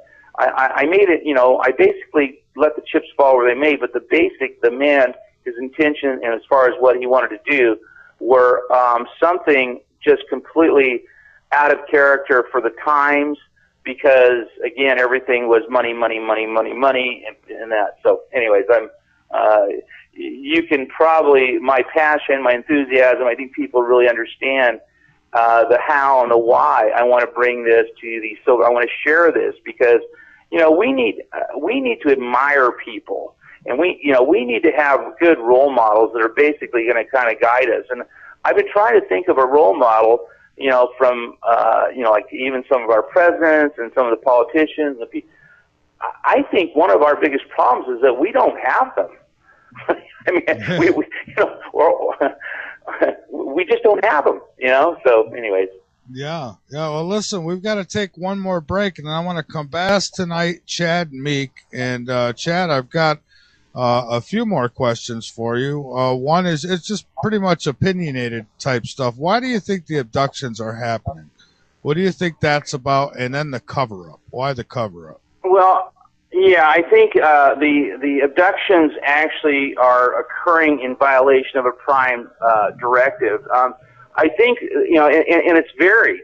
There are some benevolent, like the blondes, that have been recorded, where there's no experiments, or nothing, I guess, sinister that they're trying to do. They're actually monitoring, some of the, effects of what the planet is doing to them. So, but, the Greys, and this is pure conjecture, I think, and theirs is more sinister because I think they're a dying race, and I think the human essence that's inside of all of us, our box that we have, is extraordinarily powerful. And I think that that's what they're doing, is trying to get they're trying to save some of their race through the essence that we have, which of this creative essence that is our gift, that is implanted in this human shell of ours that goes with us. It's almost like this, it's at such a deep subatomic level, and it's so powerful that that's what they're trying to extract out of humans. That's them. I used to work at a hospital, and, when dying people would come, and people would die either by, tragedy or gunshot or whatever, I would always be amazed because of the, my eyes are different than others, and I could literally see this just radiating force just pour out of these, bodies that were passing into another thing. So there is something in us that is extraordinarily attractive. The cover-ups is, one of the things too is, I don't know, you're supposed to not do any harm. That's the prime directive in the universe. You're not supposed to do anything that's going to harm any other species. I mean, that's pretty much goes without saying. If we went to, say, Sirius, or we went to even Mars, I mean, as far as taking anybody's, trying to harvest anything out of it, I don't see anyone doing that. I think that there might have been, and this is, of course, some sort of technology transfer or some sort of deal, possibly that the Greys, because they seem to be the most documented people or referred to this looking as far as aliens. I think what they've done is that they're doing it with permission. I've long trying to figure out how we went from, my gosh, the technological advances that we've had have just grown extraordinary, especially since the 40s, the advent of the nuclear bomb, and we went from transistors. Now we've got nanotechnology and things like that. The advancement is just so extraordinary. It either comes from re-engineering or some sort of licensing. I think that's part of the deal. Yeah. I think that actually, and this is my worst fear, that actually that's gone on. I'm not picking on or blaming any current administration, because we know about the shadow government, how things really run here. Yeah. I actually don't believe that. I don't believe that the government is in charge. I believe that there's compartments within this whole, especially our country and others, that exist with impunity, that literally they don't have. Well, in fact, Kennedy had the same problem as far as when he was interested in UFOs and ETs with his own CIA director. Well, and they always talk about, that's what I think. I was going to say, well, now we know why the president can go on so many vacations, because, he's really just a poster boy, for who's really calling the shots. Precisely. Precisely. What it is he's the glad hander. We have such social.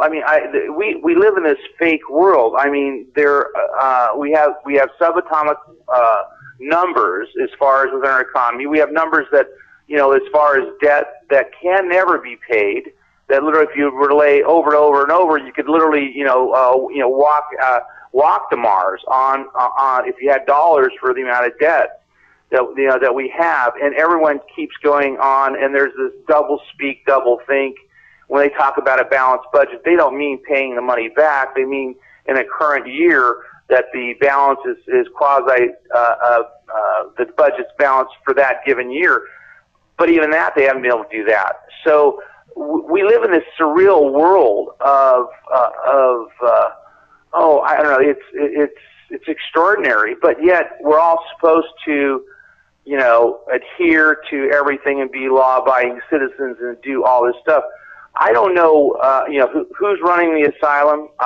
It's a good question. I don't know per se, but apparently it's the people that we think are not, and that's one thing. I just there's nothing they can do, and what happens is all these politicians, they all go in with bright ideas, and within weeks or within months, they're just like everybody else. And so it's really a waste of time right now as far as, and this tennis match of Democratic versus Republican, it's really, all this extraneous nonsense. It's just a big circus trying to keep our minds off the real issues. And the whole social structure of, there have been studies that have gone on. They were, even during the Reagan administration, it was often said it'd be better to send everyone a check for $37,000 because it costs $50,000 to administer, the various social programs. But they don't do that because that's part of the game, and that's our system. But it has to change, because this is completely unsustainable. There's a point where this will never work, and I've just been amazed, probably like you have, that it continues. Yeah, and and you mentioned earlier how you think that they've gotten permission, and here's why I don't think they're very good ETs, because who are they getting permission from? If they abduct me, shouldn't they ask me if it's okay? But if they had any morals, they wouldn't do it. They'd say, well, we can't ask you. We got to go right to the source. So, and they don't do that. So, yeah, that's a little concerning. Then you factor in the cattle mutilations, you know, and that's another whole nother ordeal that I believe is related to them. And you got to wonder what the heck's going on there. So really, I mean, we just want the answers. And then you look at the way things are going here on this planet, the way it seems like our atmosphere is being flipped over, like, you know, the whole environment is being changed, and you got to wonder if it's not being prepared for somebody else.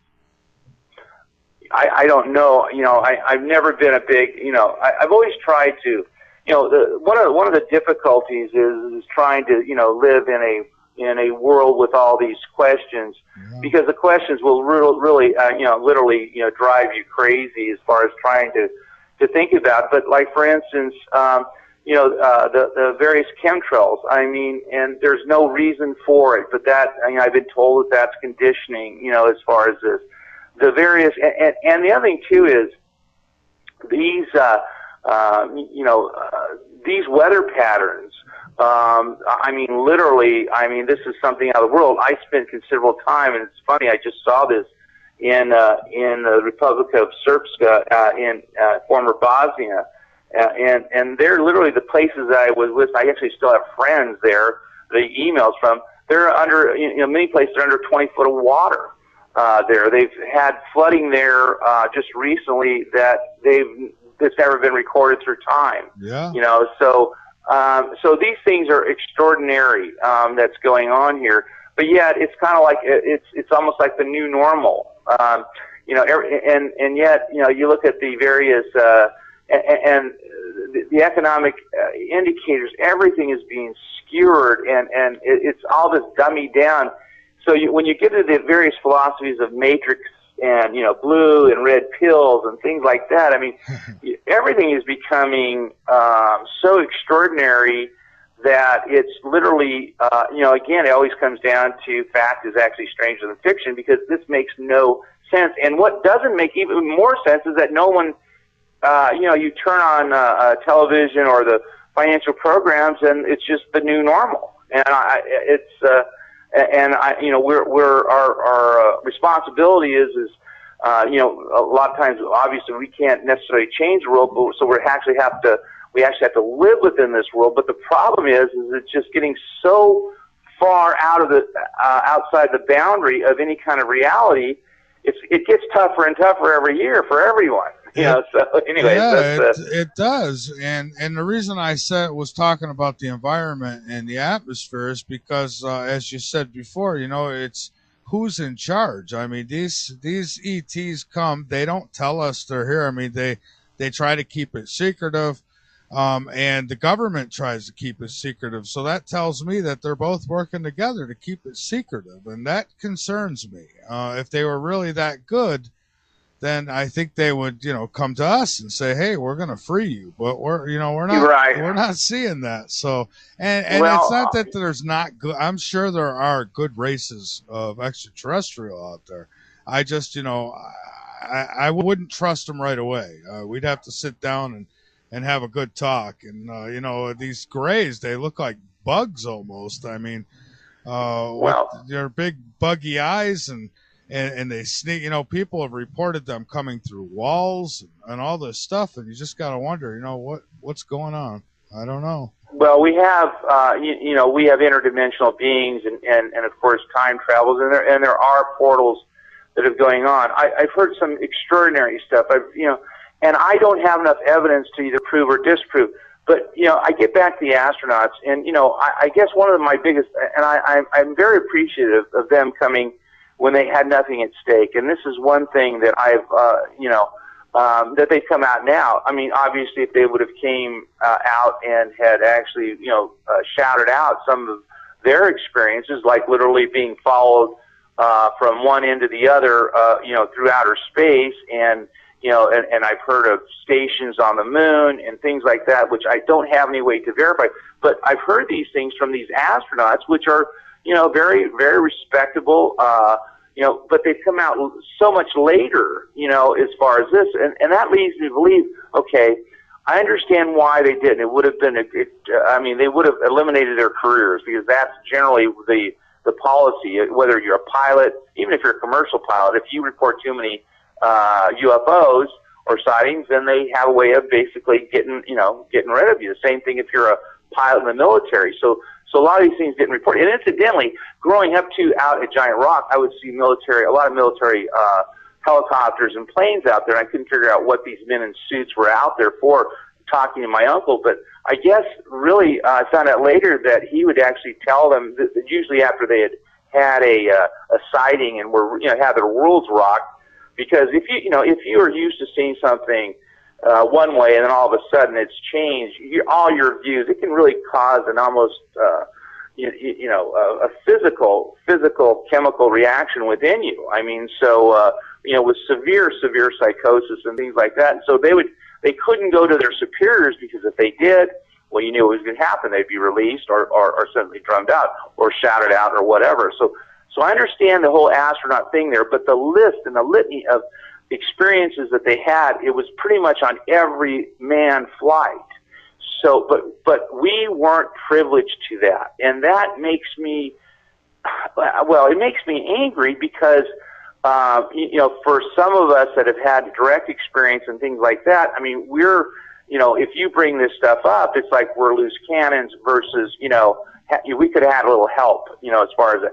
I'm grateful that they came out now, and I'm grateful they shared their thoughts, but I wish they would have done it a long time ago. And but there's so many things that's going on as far as within this shadow government, and the only time we hear anything is when a guy is near death, and he generally comes clean, about this. It's frustrating. And you have to understand, and I know you do, I mean, but talking to all the listeners, I mean, you have to understand these astronauts or even somebody within government, they can't just come out and say it, because if they do, I mean, they've got families, and believe me, this mafia government that's really in charge, if they don't want something out and you go and spill the beans, they're going to get to you one way or the other, whether they frame you and lock you up or whatever it might be. So, a lot of times they have to wait. They have to wait until they're out of office. No, true. Yeah. True. Yeah. Yeah, no, it's very true. In fact, even with this, I referred to this Dr. Cushman, and I didn't want to, he told me that actually the people that were threatening his father were actually the men in black.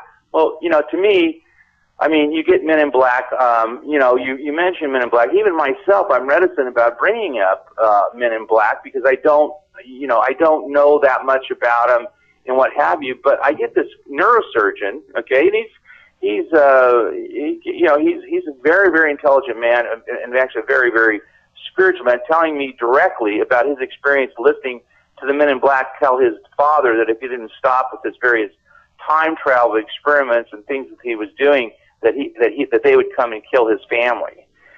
I have to believe him. I just have to believe him. And the more and more I hear about this stuff, it kind of goes along with your, with what you were saying about, the real concerns about not only their own safety, but, safety of their families and things like that. So, I agree. But it just, can you imagine that we're living in that kind of world? I mean, to me, I'm incredulous, because to me, it seems on every level that it's just so unnecessary. And I'm thinking about all the resources that get channeled into just a few people's hands and all of the, suffering that goes on and the confusion and all that stuff. And I'm thinking about our world, if we could just somehow get control of this thing again and really do something.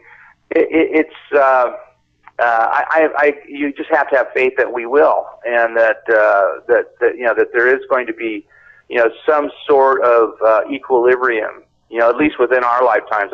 I'm very hopeful that it happens. And I do have that faith because I just, I always see good prevailing over evil. And I just think in the long run, we're going to go through some real rough times, but I think we'll come out on the other end at some point. And and head for that light, as they say. Well, the other thing too is that we're going to probably go through some shock therapy. I've been noticing, like for instance, I think that, we're like within, like even today, I think we're going to see a lot of people have been so complacent, and I think a lot of people definitely need a dose of shock therapy too. I think that's also in the cards, and I think eventually on the other side of it, I think that the innovation and the potential will come out of it, but I think that this complacency of not only thought and just kind of essentially looking the other way, that many people are in fact, or allowing other people to take care of things. I think that was going to have to change, and I think that's I think we're in the midst of it. I think it's happening now, and I think we'll probably see a lot of dramatic economic shifts again until somebody really understands, until they have to really think in things in terms of of that. They generally won't. They'll walk around the elephant in the room.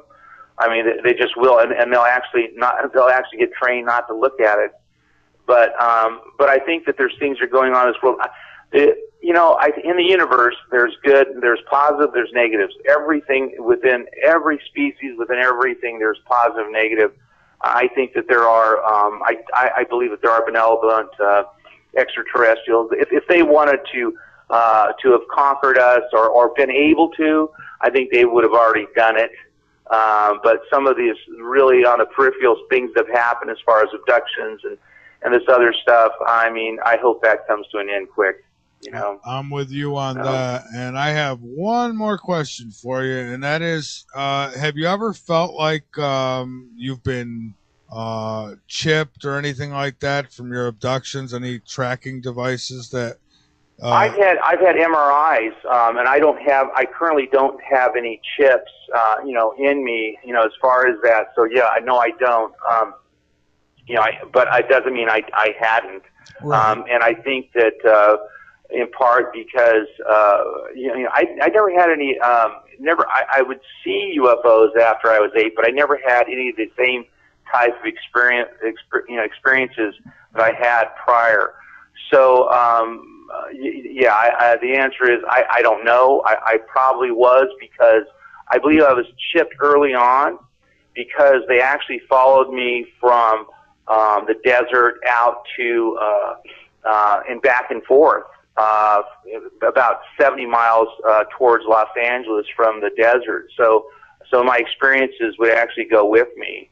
And then after I was 8 years old, there was there was none of that. That didn't occur as far as that. I continually was able to see.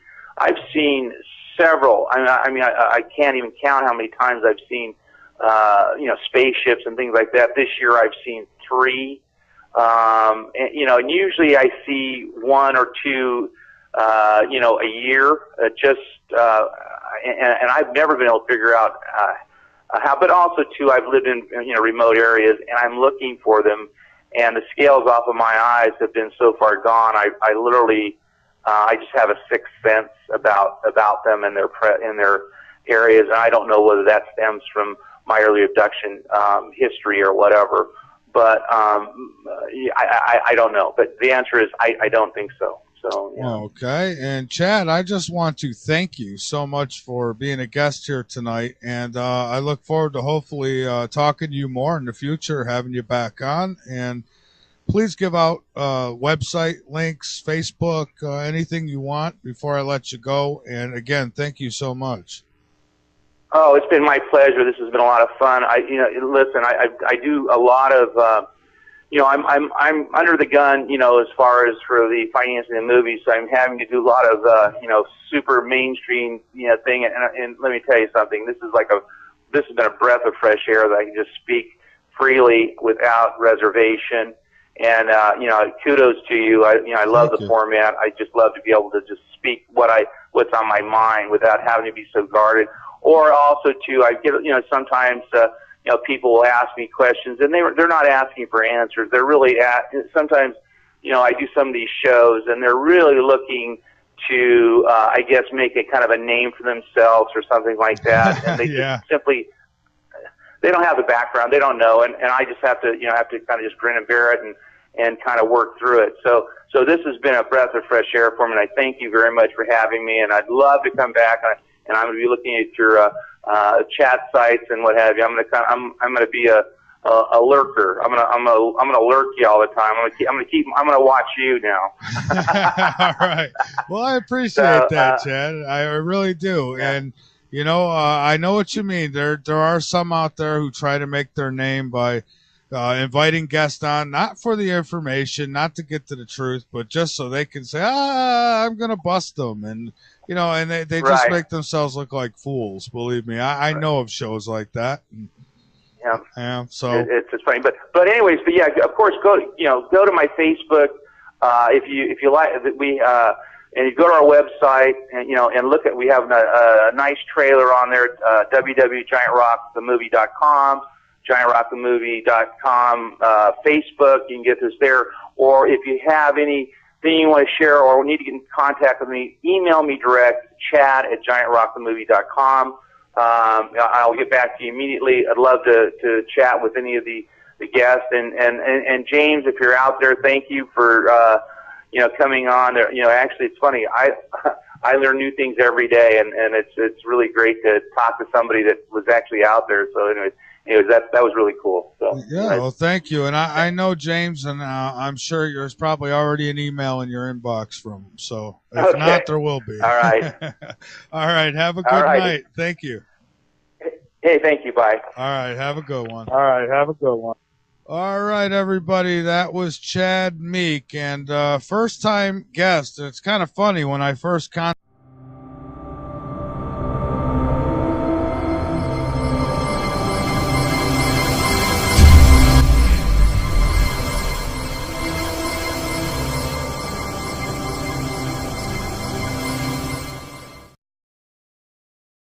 antidote with him. The guy had something on the ball. Somebody was telling him how to do various things, and he wrote several very illustrious and elegant papers on plastics long before they were even if you remember the what was the movie where the guy whispers in I forget one of the actors, Plastics. It was just The Graduate. Yeah. He went, plastics, that's the future, and that was the 60s. Well, anyways, this predates him. So, anyways, the guy was a genius in many respects. He was a follower of Nikola Tesla and Dr. Rudolf Steiner, and he was a very spiritual, very, very adept person.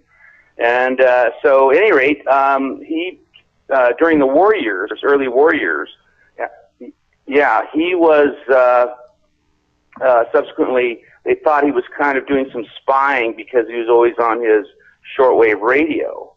And so the authorities, which were the San Bernardino County sheriffs, came out there, and they wanted to get him out from inside the rock, but he didn't want to come out because he felt it was unjust.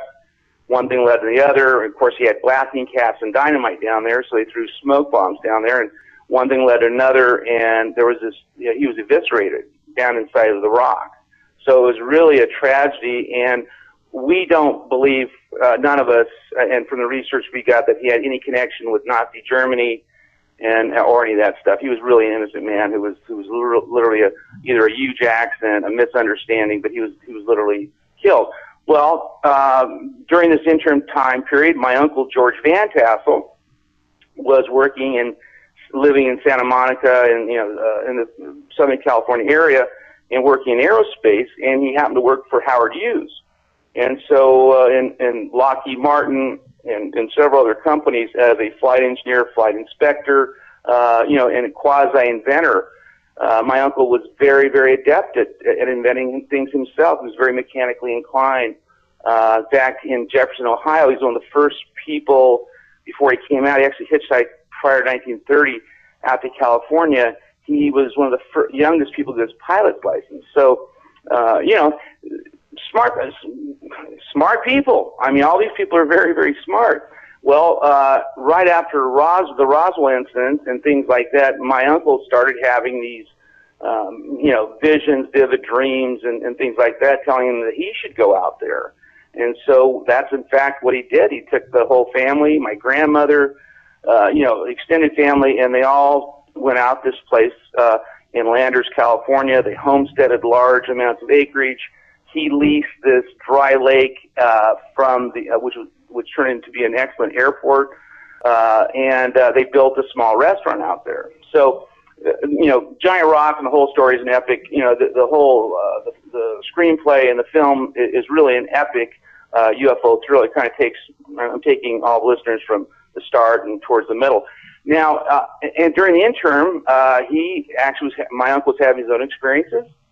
There you go. I mean, he was having his own contact with UFOs, and he was taught how to channel UFOs telepathically from Frank Kreitzer. Okay, so that was how the baton was turned over to him, and so he got some amazing information and advice. One of the things that he was most famous or notorious for was the Washington, D.C. saucer flap in '52, because prior to that, in early July, he was instructed to tell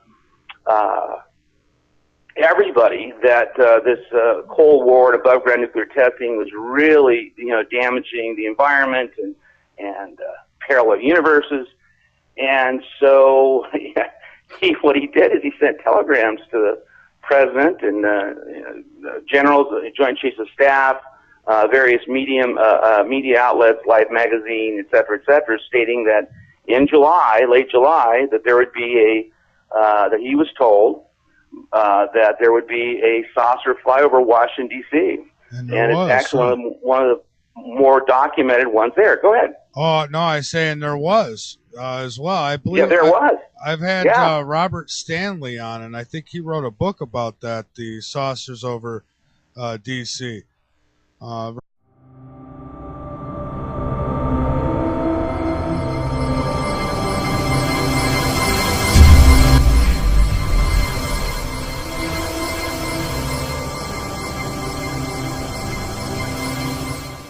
A direct witness, Chad C. Meek, who is the nephew of George Van Tassel, the original E.T. channeler, if you will, who was the electric leader of the space contactee community that evolved shortly after Roswell. Chad experienced his own contacts with extraterrestrials during this time of discovery during the early 1960s out at the hotbed of UFO activity at Giant Rock, and many of these events are profiled in the feature film. His websites are www.giantrockthemovie.com and www.facebook.com. Giant Rock the Movie is another place that you can find him. And with that, I am going to bring him on the air here with us. Just give me a second.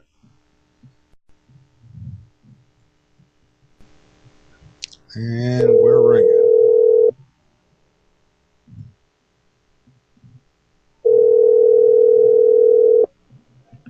Hello. Hello, Chad. This is Michael Vera with Late Night in the Midlands. Hi, Michael. How are you doing? Oh, good. How are you? Good. Great. Well, we're live, and I want to thank you so much for joining us here tonight, and I'm looking forward to learning about your story and your movie. Well, great. Yeah, good. Well, all right. fantastic. Well, great. So let's start out with a little background, if you don't mind. Where do you want to start? Prehistoric?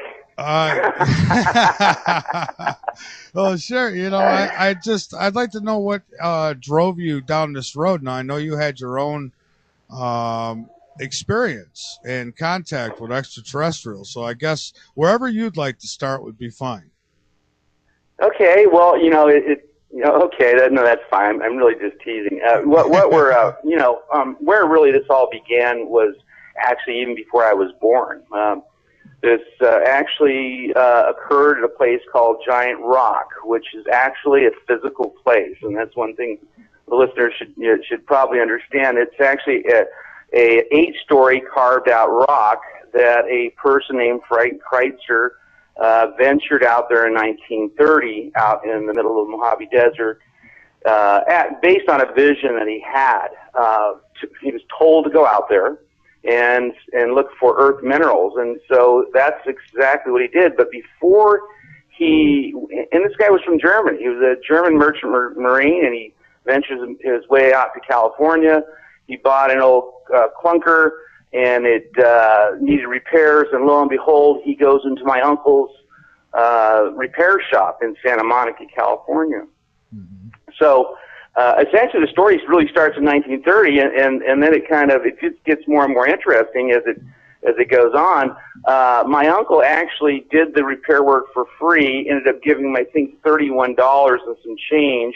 Him and his uncle did, threw a bunch of bottled peaches and whatever they could in the back of this, I guess it was an Exeter or something like that, just an old car. And so, and with the promise that this Mr. Kreitzer was going to cut them in on the mining claims and whatever he found out there. Okay, I guess the guy, told them a very, very vivid story about his dream and vision.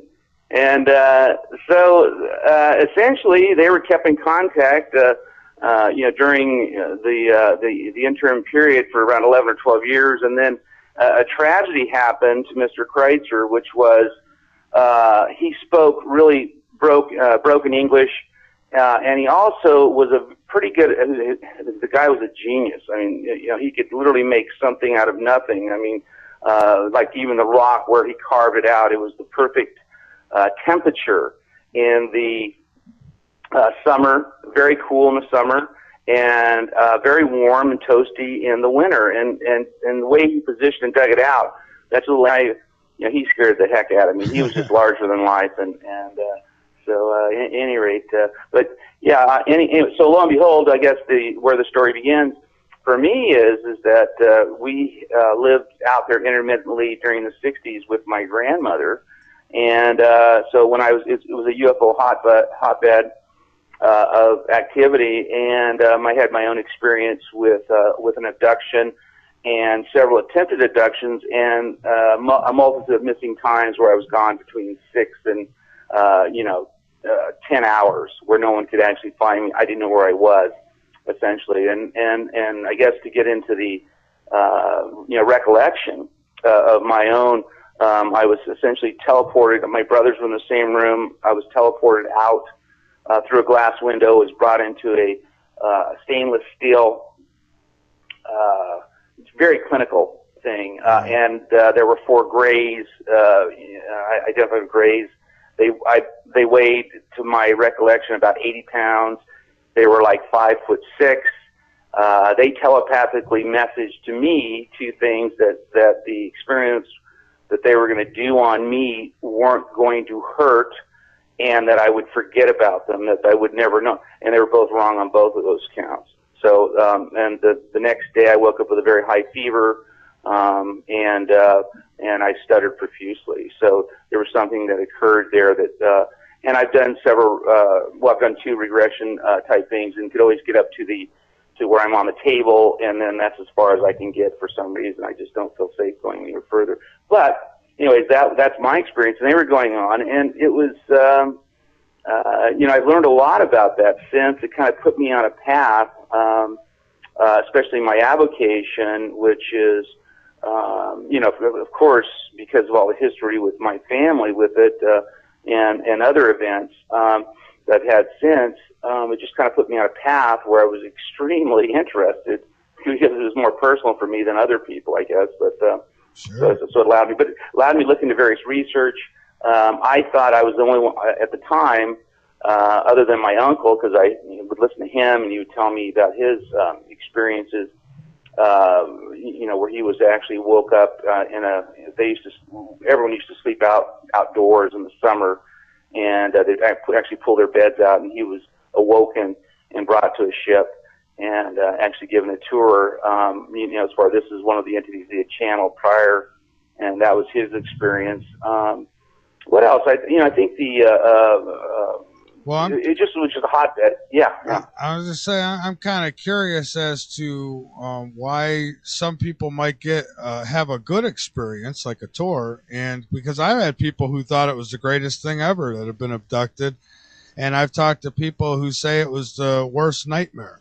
So I'm wondering, what's up with the abductions? I mean, is this? It seems like a bad thing to me.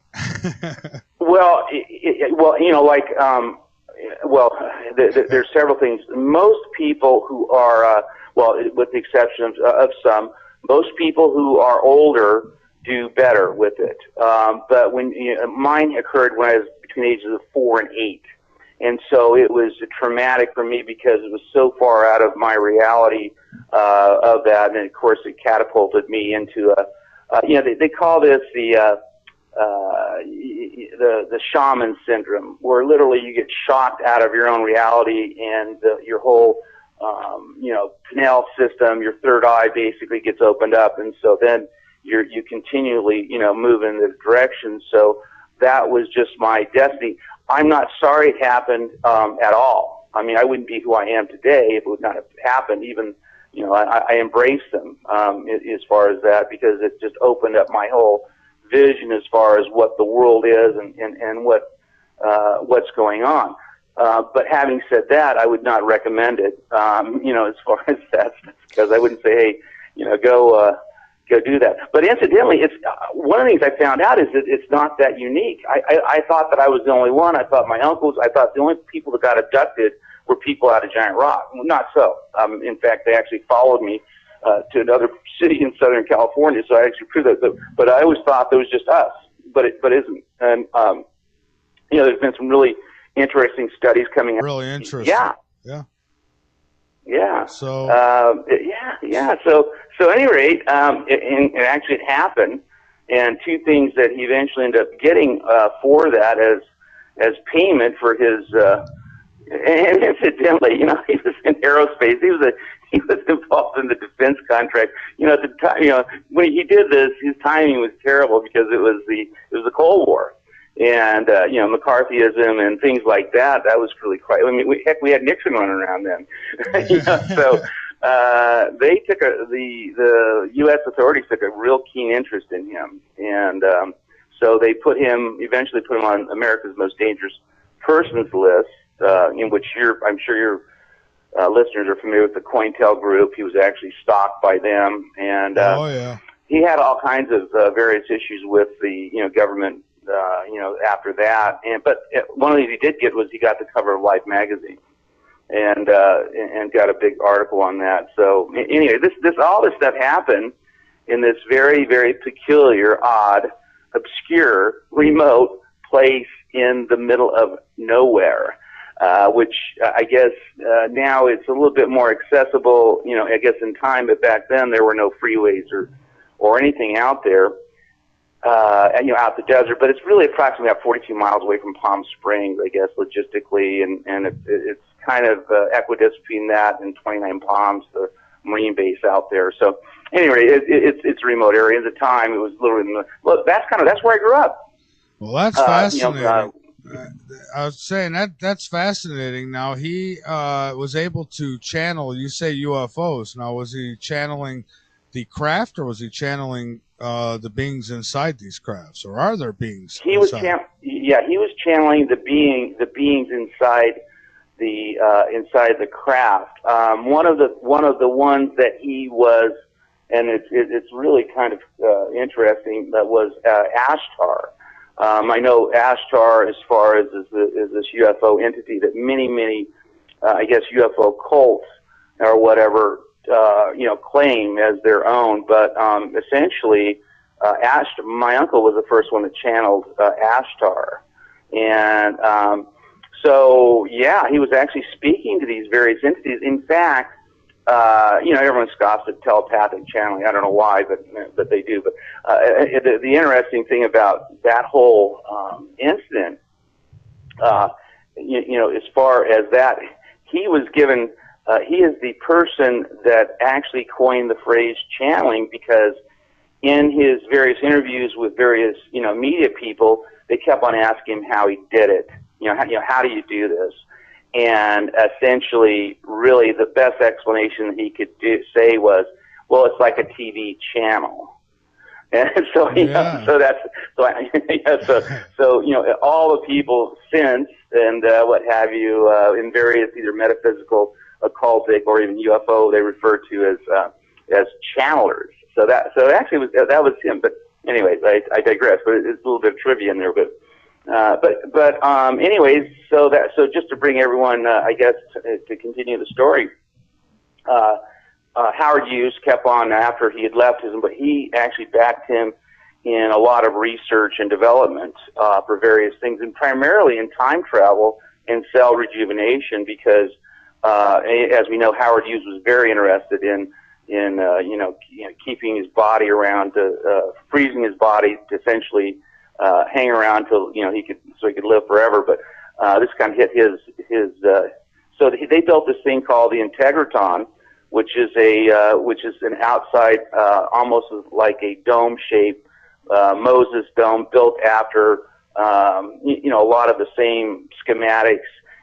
There's no metal in it and what have you, and even today it's still operational. People still go out there, specifically celebrities from Hollywood and various music people. It's beautiful on the inside. It's built out of nothing but wood. But anyways, he was really kind of it's kind of fascinating, and I just love talking about him because not only did he have an influence on me, directly. In fact, I was always in awe. He scared as a little kid. I mean, out of Harvard, and one thing that always fascinates me about the whole UFO extraterrestrial related things is if any scientist, let's call them recognized or in the mainstream scientists, if in fact they do come out and they support anything that, like for as an example, abductions, I'm always amazed at the vitriol and the almost persecution of these people that come out with the data and information. A case in point was Dr. John Mack. He was from Harvard. He did this huge study and actually had more samples about people who were abducted more so than anyone else. And in fact, he didn't even get into it, but he was having these people come in as patients, and through his various therapeutic sessions with them, they were claiming abduction, and so that's what got him into it in the first place. And so he did a very comprehensive study. Some of the control questions and things like this were just so stringent. I'm not sure how anybody could have passed, but his numbers were staggering. In fact, his original numbers were something like an estimate of 4 million people, which is completely. And of course, the community, research community, psychiatric community, they were saying that, hey, you lost your marble, as far as that, but it wasn't so. And then so he actually he went back and he got a little spooked, and so he cut it in half, and then he went back again and then cut it in half again. But what he did was essentially high-graded his own research on this whole thing. So what I found out, and through him and through other people, is that it's not that they as far as his numbers are probably accurate. The issue is being able to remember the event, because there seems to be the commonality between most abductees is initially they don't have any remember. They just know something's wrong, or they either have it equated to a dream or some other daymare or some other thing. What about regression? I say, what about regression? Does that, you find that works with people? It does. It does work. One thing, most all of us are pretty familiar with, Travis Walton and Fire in the Sky. And I went to the premiere and I was listening to some of the questions that he gave answers. And they asked him, well, you passed the lie detector test. How come you didn't go and do the regression therapy? And he says, Father, not only no, but hell no. I don't want to go back there. So I guess it wasn't a comfortable situation for him, but apparently, in my case too, I get to a certain point and I can't go any further. So I don't know, and I you know, it's not a real comfortable place for me to go. Contrary to, but for some, they're able to relax and go completely through the whole process. You know, the Betty and Barney Hill and several others of the, especially the old school, I guess they had a lot better, and they had a little bit, you know, larger descriptions than myself as far as, you know, some of the details. I would, but having said that, yeah. I would guess that some probably go through the regression and revisit it because they're not sure what happened and they want to know, while others have a good idea of what went down and they don't want to go back there. Right? Right. Yeah. Right.